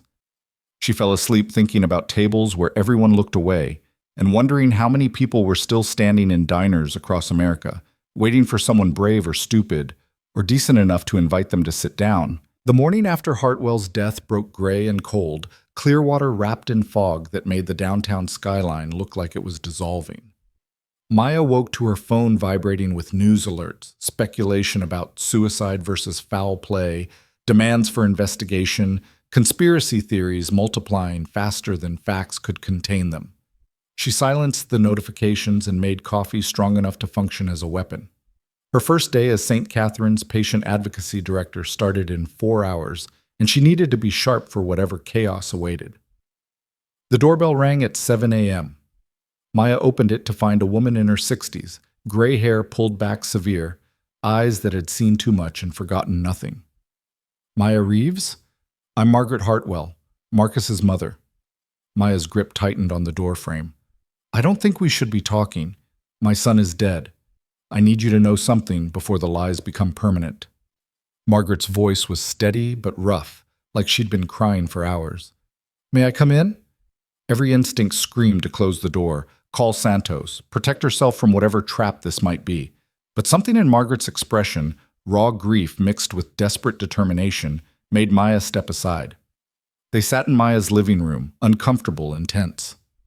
Margaret clutched a leather portfolio like a lifeline.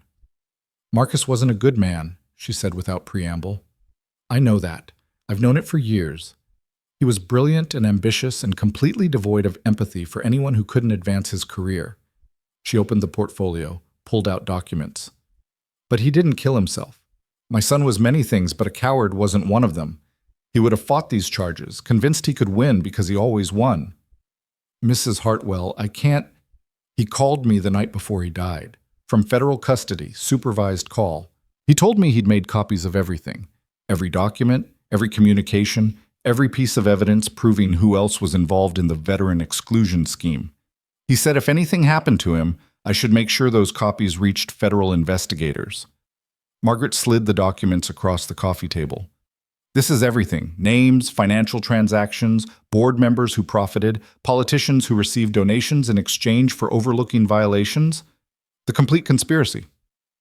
Maya stared at the papers like they might explode. Why give this to me? Because you're the only person involved in this mess who actually seems to care about truth more than self-preservation. Margaret's eyes were fierce. My son hurt people. He deserves to be remembered for that. But he also deserves justice for his murder, and the people who killed him deserve to be exposed for what they are. You're certain he was murdered? Marcus had detailed suicide watch protocols because the prosecutors anticipated this exact scenario. He was checked every 15 minutes. The timeline doesn't work for self-inflicted death. The medical examiner's preliminary report shows inconsistencies in the ligature marks, suggests he was unconscious before the hanging. Margaret's hands trembled. Someone got to him, someone with enough access and authority to bypass federal security, and now they're going to let his death close the investigation before the full scope of corruption gets exposed. Maya picked up the documents, scanning names that made her stomach drop. 3 current congressmen, a state senator, the CEO of Clearwater's largest insurance provider, board members from 4 other hospitals, a network of corruption that made St. Catherine's look like a pilot program for nationwide veteran discrimination. This is bigger than I thought. It's enormous. And Marcus was just the architect they're sacrificing to protect everyone else. Margaret stood, her grief and anger barely contained. Use these documents. Finish what you started. Don't let my son's death be the end of accountability. After Margaret left, Maya sat holding evidence that could bring down powerful people across multiple states. Her hands shook as she photographed every page, uploaded them to encrypted cloud storage, then called Santos. I need you here, now, and bring federal prosecutors. The war room transformed into command center within an hour. Santos, 2 federal prosecutors, an FBI agent specializing in public corruption, and Rachel monitoring media response as the story evolved. Margaret Hartwell's documents spread across tables like a map of institutional rot. This changes everything, one prosecutor said, a sharp-eyed woman named Catherine Oakes who'd built her career on taking down corrupt officials. If we can verify these financial transactions, we're looking at RICO charges, conspiracy to defraud the government, potentially dozens of defendants across multiple jurisdictions. Verify how? Maya asked. Won't they have destroyed evidence once they knew Hartwell had copies? Financial records are harder to destroy than people think. Banks keep backups, auditors maintain files, digital transactions leave traces. Oakes was already on her phone deploying resources. We move fast, hit them before they can coordinate their defense. Simultaneous raids, freeze their assets, make it impossible to lawyer their way out. Santos pulled up surveillance footage from the federal detention center where Hartwell had died. I've got contacts inside. They're willing to leak security recordings that show irregularities the official investigation is ignoring. The footage played on the main screen, guards leaving their posts during the critical 15 minutes, security cameras mysteriously malfunctioning in Hartwell's cell block, a maintenance worker with no verifiable employment record accessing the area minutes before Hartwell's body was discovered. "That's not suicide," the FBI agent said flatly. "That's assassination with plausible deniability." "Can you prove it?" Maya asked. "Given enough time and resources, probably, but murder investigations take months. The people behind this are counting on attention moving on before we can build a case." "Then we don't let attention move on." Rachel was already typing. "We release everything simultaneously. The documents, the surveillance footage, the evidence of murder. Make it too big to ignore, too coordinated to dismiss as conspiracy theory." Santos shook her head. "Release that footage, and we tip off everyone involved. They'll destroy evidence, flee jurisdiction, create legal obstacles that take years to untangle. So we're trapped between moving too fast and moving too slow." Maya looked at the documents, at the names of powerful people who'd profited from excluding veterans from healthcare. She thought about Tyler Matheson asking if dying hurt, about James Rodriguez fighting for his life, about every soldier who'd served and then been turned away when they needed help most. "We do both," she said. "Release enough to create public pressure and media scrutiny, hold back enough to prevent evidence destruction, force them to react publicly while federal investigators move quietly." Oakes considered this. "Controlled leak. Release the veteran discrimination evidence, the financial connections to St. Catherine's, proof of systematic conspiracy. But hold back the murder evidence and the biggest names until we've secured warrants and frozen assets." "How long would that take?" 72 hours if we prioritize this. Maybe less if we can get emergency judicial authorization." Rachel pulled up a mock press release. "I can have the discrimination evidence packaged and distributed to every major outlet within an hour. By tonight, it'll be the lead story nationally. By tomorrow, congressional hearings will be scheduled." The decision crystallized with brutal clarity. They would expose the conspiracy publicly while building the criminal case privately. Risky, but better than the alternatives of silence or premature revelation. "Do it," Santos said. "But Maya stays protected. She's already a target. This makes her a priority one." "I'm not hiding," Maya objected. "You're not dying either. Federal protection, secure location, no public appearances until the arrests are made." Maya wanted to argue, but the memory of Hartwell's convenient death was too fresh. Someone had reached into federal custody to eliminate a threat. They could certainly reach a nurse in a Clearwater apartment. The next 72 hours blurred into organized chaos. Rachel's controlled leak detonated across national media, cable news running continuous coverage, newspapers dedicating front pages to the scandal, congressional representatives falling over themselves to demand investigations and reforms. The document showed a network of corruption spanning 8 states, 17 hospitals, and dozens of officials who'd accepted donations or kickbacks in exchange for overlooking systematic veteran discrimination.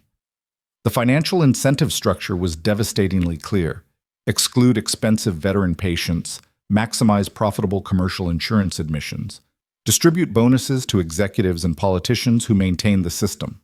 Public outrage was immediate and volcanic. Veterans organizations mobilized protests at every implicated hospital. Congressional switchboards crashed from constituent calls demanding accountability. The Department of Veterans Affairs announced emergency audits of civilian healthcare facilities with military contracts. Maya watched from a safe house outside Clearwater, an anonymous rental in the suburbs, federal marshals rotating through security shifts. She felt like a prisoner, but a living one, which Santos kept reminding her was the goal. Ethan visited on the second day, bringing updates and takeout that was better than anything the marshals provided. "Brennan's attorneys are negotiating surrender terms," he said. "They know what's coming. He's offering to testify against everyone else in exchange for reduced charges." "Will prosecutors take the deal?" "Probably.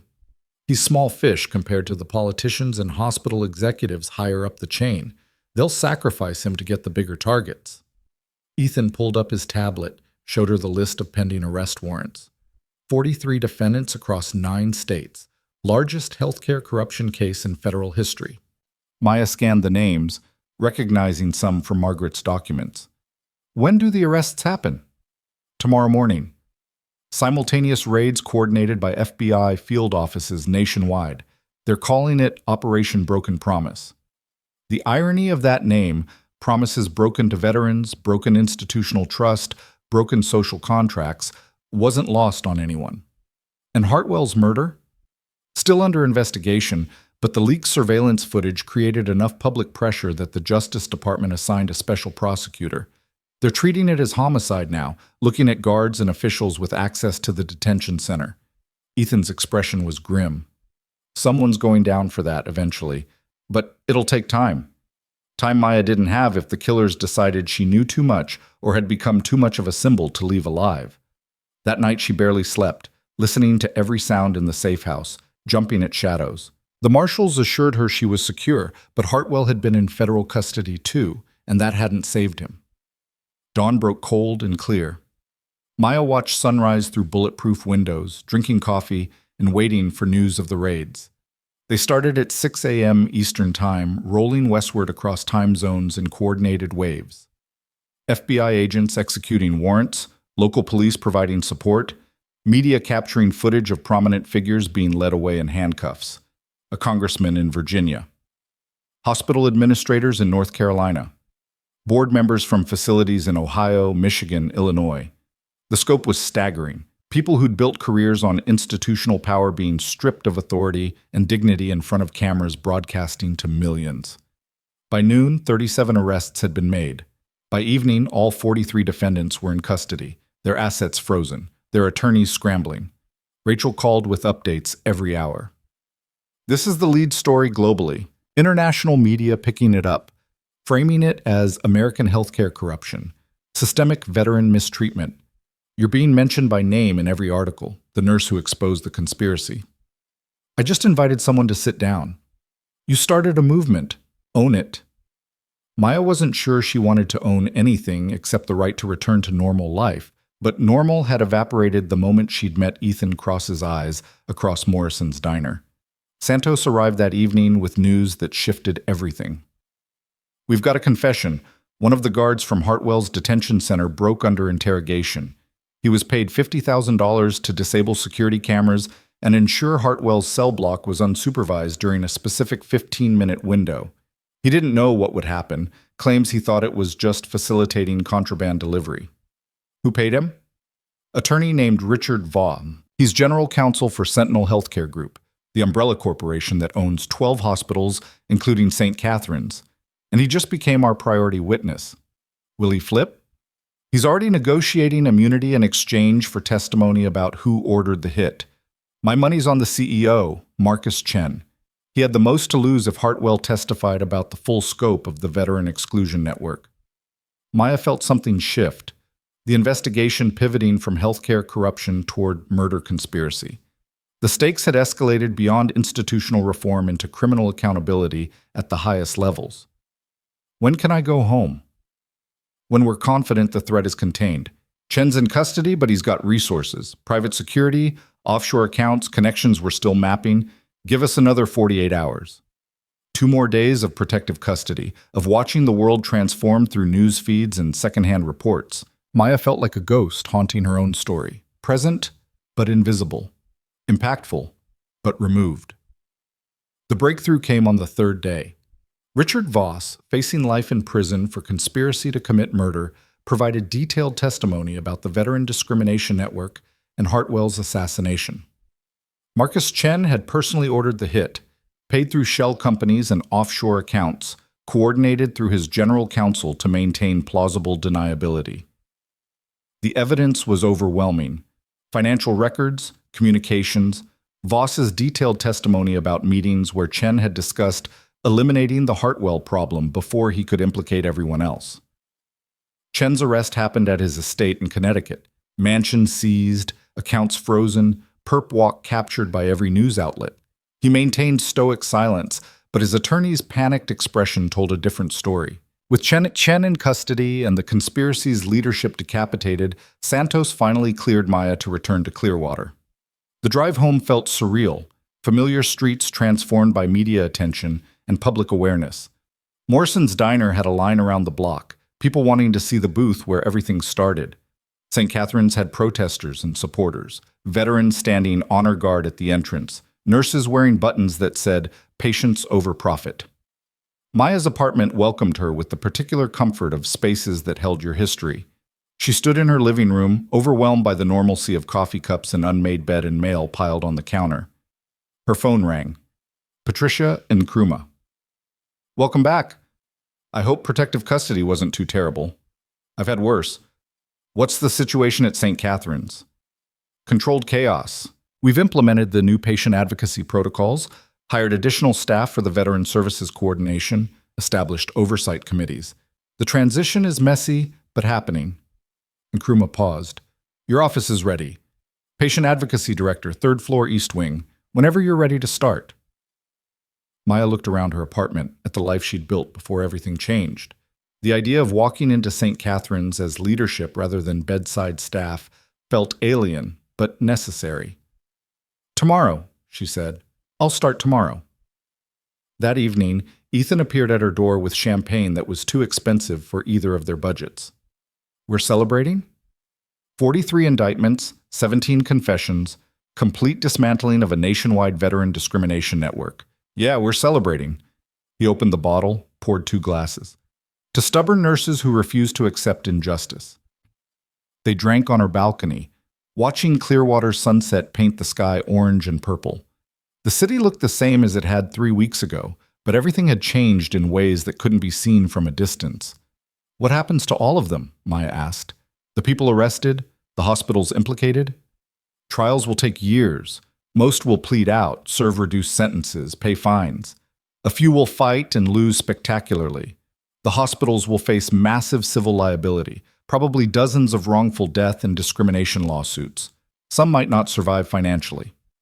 Ethan refilled their glasses. "But the system changes. That's what matters. New regulations, enhanced oversight, mandatory veteran care standards. The next generation of administrators will think twice before implementing discrimination schemes. Until they find new ways to prioritize profit over people. Probably. Which is why we need people like you in positions of authority, watching for the warning signs, willing to sound alarms when others stay silent." Maya thought about her new role, the Patient Advocacy Director office waiting for her, the responsibility to ensure St. Catherine's never returned to the corruption she'd exposed. "I'm terrified I'll fail." "You'll fail sometimes, everyone does, but you'll try, and that's more than most people manage." Ethan stood, retrieved his crutches. "I'm heading back to D.C. tomorrow. New assignment, different hospital, same patterns of discrimination. The work continues. Thank you for everything, for seeing something in me I didn't know was there. I saw someone who couldn't walk past injustice. The courage was already there. You just needed a reason to use it." After he left, Maya sat alone with her thoughts and half a bottle of champagne, contemplating futures and choices and the strange responsibility of becoming a symbol. Her first day as Patient Advocacy Director arrived with autumn rain and nervous energy. Maya, dressed in professional clothes that felt like a costume, drove to St. Catherine's with her stomach in knots and walked into the administration building like she was approaching enemy territory. Her office occupied a corner suite with windows overlooking the ER entrance, deliberate positioning, she suspected, to remind her where she'd come from. The space was larger than her apartment, furnished with expensive furniture that someone had selected based on interior design principles rather than human comfort. Patricia and Nkrumah appeared within minutes, carrying files and wearing an expression of determined optimism. "Your first week will be brutal. We've got backlogged complaints from the past 2 years that need review, staff who are terrified to report concerns, patients who've been mistreated and don't trust the system to help them." She set the files on Maya's desk, easily 3 feet of accumulated grievances. "You'll face resistance from administrators who think you're here to punish them, physicians who resent oversight, board members who preferred the old system where profit mattered more than accountability." Encouraging start. Realistic start. You wanted this job because you thought you could make a difference. Here's your chance. Nkrumah pulled out a list. First priority. Interview every staff member who filed a complaint in the past 2 years and had it dismissed without investigation. Second, Establish protocols for anonymous reporting so people can raise concerns without fear of retaliation. Third, review every veteran patient case from the past 3 years, identify those who were inappropriately routed elsewhere, and offer to bring them back for proper care. The scope was overwhelming. Maya looked at the files, the list, the office that represented institutional authority she'd never wanted, but apparently now possessed. I don't know how to do this. Nobody does. You figure it out as you go, make mistakes, adjust, and keep trying until it works. Nkrumah moved toward the door. You've got my full support and the board's mandate. Use them. Build the system. St. Catherine's should have had all along. Maya spent the first day reading complaint files that made her furious and heartbroken. Nurses punished for questioning unsafe practices, patients dismissed because their insurance was inconvenient, veterans routed away despite serious medical needs. Each file represented a person failed by the institution meant to help them. By evening, she'd drafted new reporting protocols, scheduled interviews with dismissed complainants, and identified 17 veteran patients who deserved immediate outreach and care coordination. By the end of the first week, she'd hired 2 assistants to help process the backlog, established a hotline for anonymous concerns, and personally called every veteran who'd been turned away in the past year to invite them back for evaluation. By the end of the first month, complaint processing time had dropped from 6 weeks to 72 hours. Staff reporting increased by 300%. And St. Catherine's had readmitted 47 veteran patients who'd been inappropriately excluded. The work was exhausting and frustrating and necessary. Maya discovered she was good at institutional navigation, at building trust with people who'd been burned by the system, at creating processes that protected vulnerable populations while holding powerful people accountable. She also discovered she hated administrative work and missed direct patient care with an ache that kept her awake at night. 3 months into the role, she was reviewing quarterly reports when her assistant buzzed the intercom. "There's someone here to see you. Says it's urgent." James Rodriguez walked into her office on crutches, moving slowly but under his own power. The last time Maya had seen him, he'd been unconscious in an ICU, his future uncertain. Now he was upright and determined, though the lingering effects of his injuries were visible in the careful way he moved. "You're walking." "Barely, but it's progress." He settled into a chair with obvious relief. "I needed to thank you personally, for standing up when it mattered, for making sure what happened to me wasn't for nothing. I'm sorry you got hurt because you were brave enough to testify. I'm grateful the testimony mattered. The trials are happening, people are being held accountable, systems are changing." James pulled out a folder. "I've been documenting my recovery, the challenges navigating veteran health care post-injury. I want to testify at the congressional hearings about veteran care reform. They've requested my presence as a witness." Maya had been invited to the same hearings but had declined, uncomfortable with the spotlight. "You should do it. Your story carries weight." Our story, you, me, Sarah, Ethan, all of us who refused to stay silent. That collective courage is what changed things. He stood carefully. "I just wanted you to know that it mattered, that I'd make the same choice again despite everything it cost." After he left, Maya sat with the weight of those words. It mattered. The phrase that had sustained her through protective custody and terror and the overwhelming responsibility of institutional reform. Sarah Chen visited the following week, having accepted a position at a different hospital with strict veteran care protocols and enhanced whistleblower protections. She looked healthier, less haunted by the trauma of being destroyed for speaking truth. "I'm rebuilding," Sarah said simply. "Career, life, sense of safety. It's slow, but it's happening. I'm glad. I heard you turned down the VA job in DC. Maya nodded. "Someone needs to stay here. Make sure St. Catherine's actually changes instead of just performing reform until attention moves elsewhere." That's brave. Staying is often harder than leaving. After Sarah left, Maya realized the truth in that. She could have escaped to Washington, started fresh where nobody knew her history or expected her to continue fighting. Instead, she'd chosen to remain in the institution that had tried to destroy her, working to transform it into something better. The congressional hearings happened in December, broadcast live across multiple networks.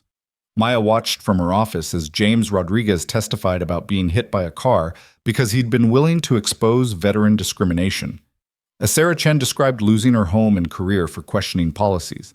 As Ethan Cross explained the systematic nature of the conspiracy and the institutional failures that had allowed it to flourish. When the committee chair asked if the witnesses believed justice had been served, James spoke for all of them. Justice is ongoing.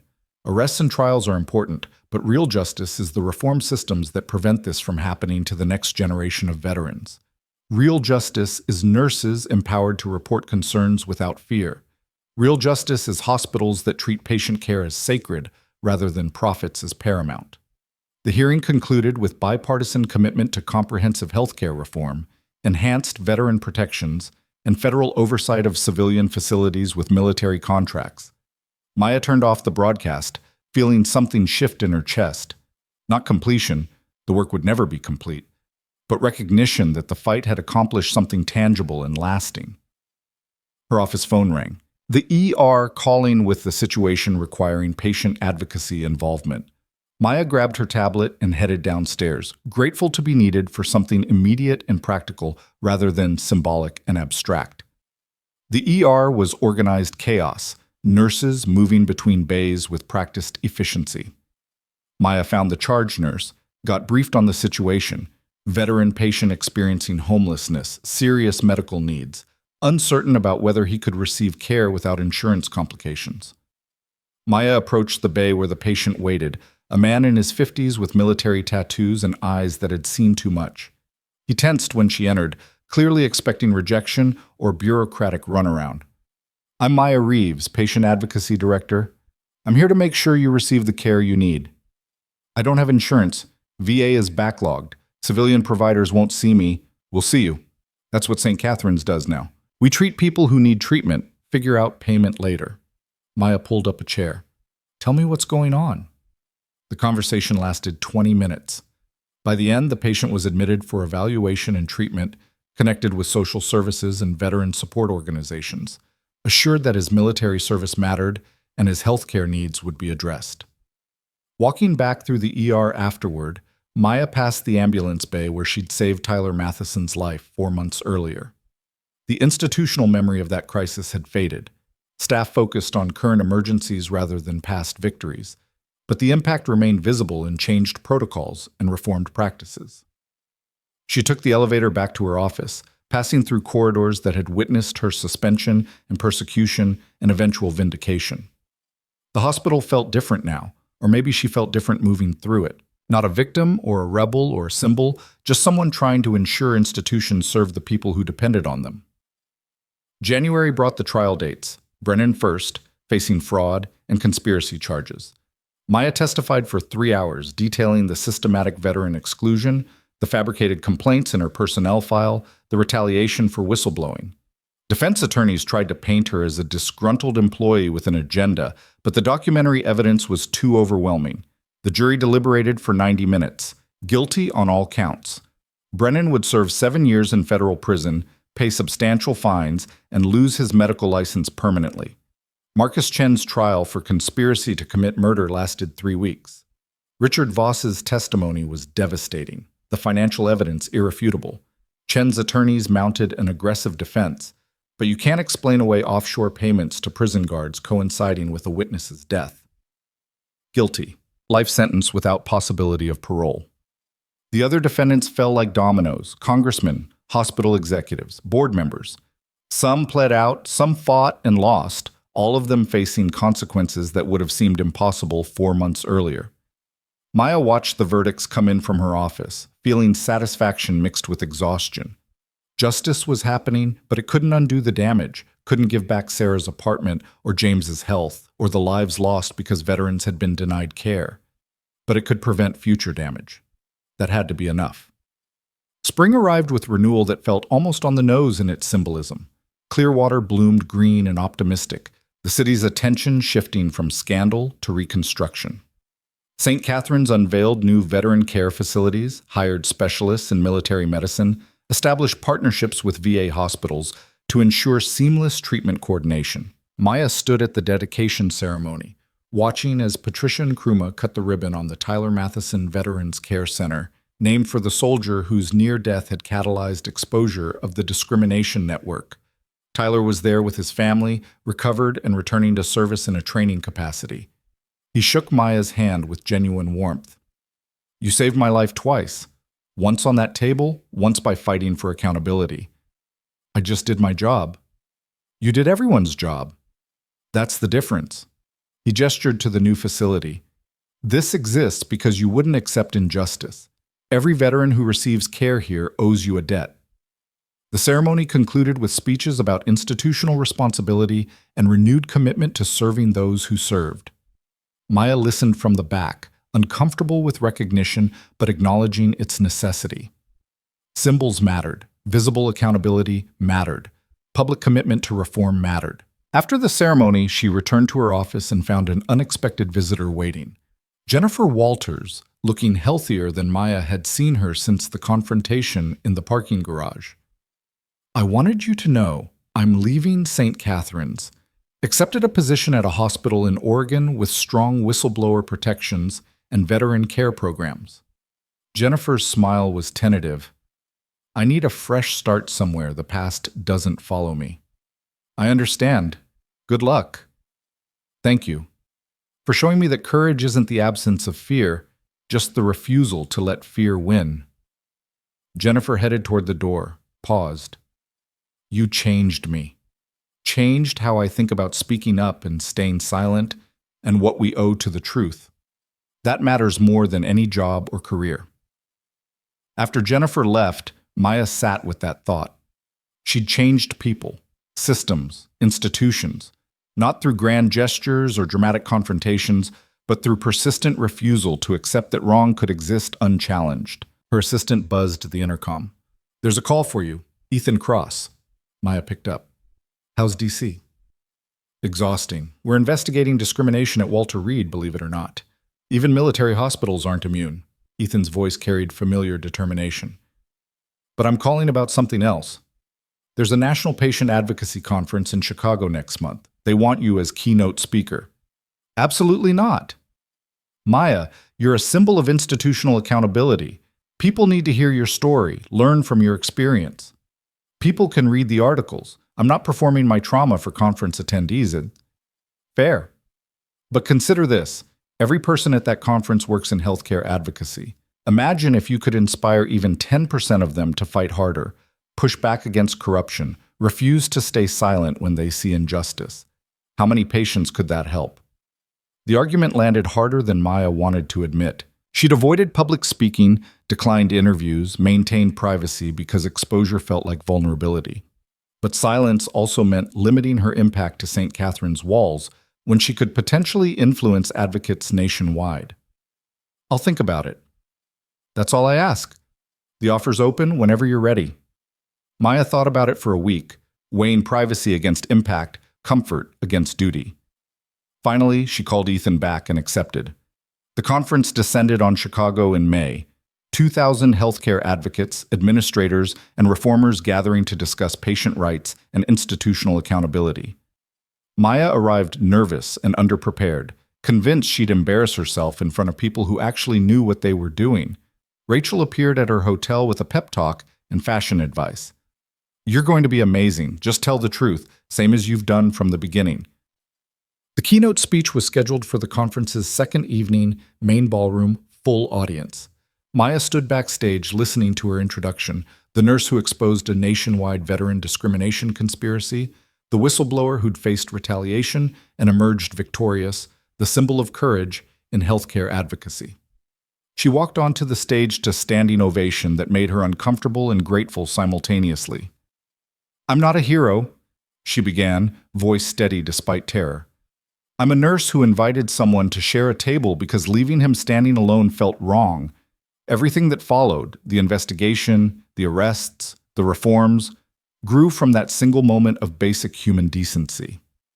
She talked for 40 minutes about Morrison's Diner, the suspension, the attacks on witnesses, the institutional machinery that tried to destroy anyone who questioned profitable corruption. She described the fear and doubt in moments when giving up seemed like the only rational choice. "But I kept fighting because I couldn't live with the alternative. Couldn't look at myself knowing I'd stayed silent while people suffered. Couldn't accept that institutions were more important than the individuals they were meant to serve. She concluded with a challenge to the audience. You all work in systems that resist change and protect powerful people and prioritize profit over patience. You'll face pressure to stay quiet, to accept injustice as inevitable, to prioritize your career over your conscience. My hope is that when those moments come, and they will come, you remember that one person refusing to comply can jam the machinery of corruption, that speaking up matters even when it seems futile, that the cost of silence is always higher than the cost of courage. The standing ovation lasted 5 minutes. People approached her afterward with stories about their own whistleblowing experiences, their own fights against institutional corruption, their own moments of choosing courage over comfort.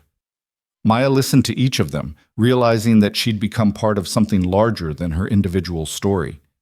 A movement of healthcare advocates refusing to accept that patients were secondary to profits, that injustice was inevitable, that institutions couldn't change. Flying back to Clearwater, exhausted and emotionally wrung out, Maya felt something shift. She'd spent 6 months defining herself by what she'd survived: the suspension, the threats, the attacks. Maybe it was time to define herself by what she'd built: the advocacy programs, the reformed protocols, the culture of accountability. Her 1-year anniversary as patient advocacy director arrived in October. St. Catherine's threw a reception that felt more genuine than performative, staff genuinely celebrating the institutional transformation rather than just checking a box. Patricia Nkrumah presented Maya with a plaque commemorating her service. 1 year ago, this hospital was corrupt, discriminatory, and toxic. Today, we're a model for institutional accountability and patient-centered care. That transformation happened because one nurse refused to accept that wrong could exist unchallenged.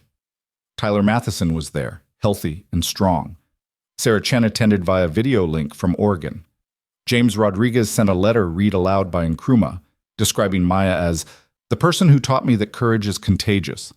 Ethan appeared in person, having flown in specifically for the reception. You did it. Actually changed an institution from the inside. That's remarkable. We did it, all of us. You started it. That's what mattered. The reception concluded with announcement of a new scholarship program. Full tuition for nursing students committed to patient advocacy and institutional reform, funded by settlement money from the discrimination lawsuits. Maya would help select recipients and mentor students as they entered the profession. Driving home that evening, Maya passed Morrison's Diner. The booth with her memorial plaque was occupied by a young veteran and an elderly woman sharing coffee and conversation. The scene was unremarkable, utterly ordinary, exactly what should happen in a world where basic human decency was the standard rather than the exception. Maya pulled into her apartment complex, climbed the familiar stairs, and entered the space she'd barely occupied during the chaos of the past year. It felt smaller somehow, like she'd outgrown it without noticing. Her phone showed a text from Santos. Congratulations on the anniversary. You earned it. Another from Rachel, CBS. Sunday Morning wants to profile you for a segment on healthcare reform. Interested? Maya typed back to Rachel. Yes, on my terms, but yes. She'd spent a year avoiding the spotlight, uncomfortable with recognition and attention. But silence meant limiting impact, and she'd learned that impact mattered more than comfort. Her final text was to Ethan. Thank you for seeing something in me I didn't know was there. His response came immediately. Thank you for proving I was right. Maya stood on her balcony watching Clearwater's lights, thinking about tables and courage and the strange paths that led from one moment of human decency to institutional transformation.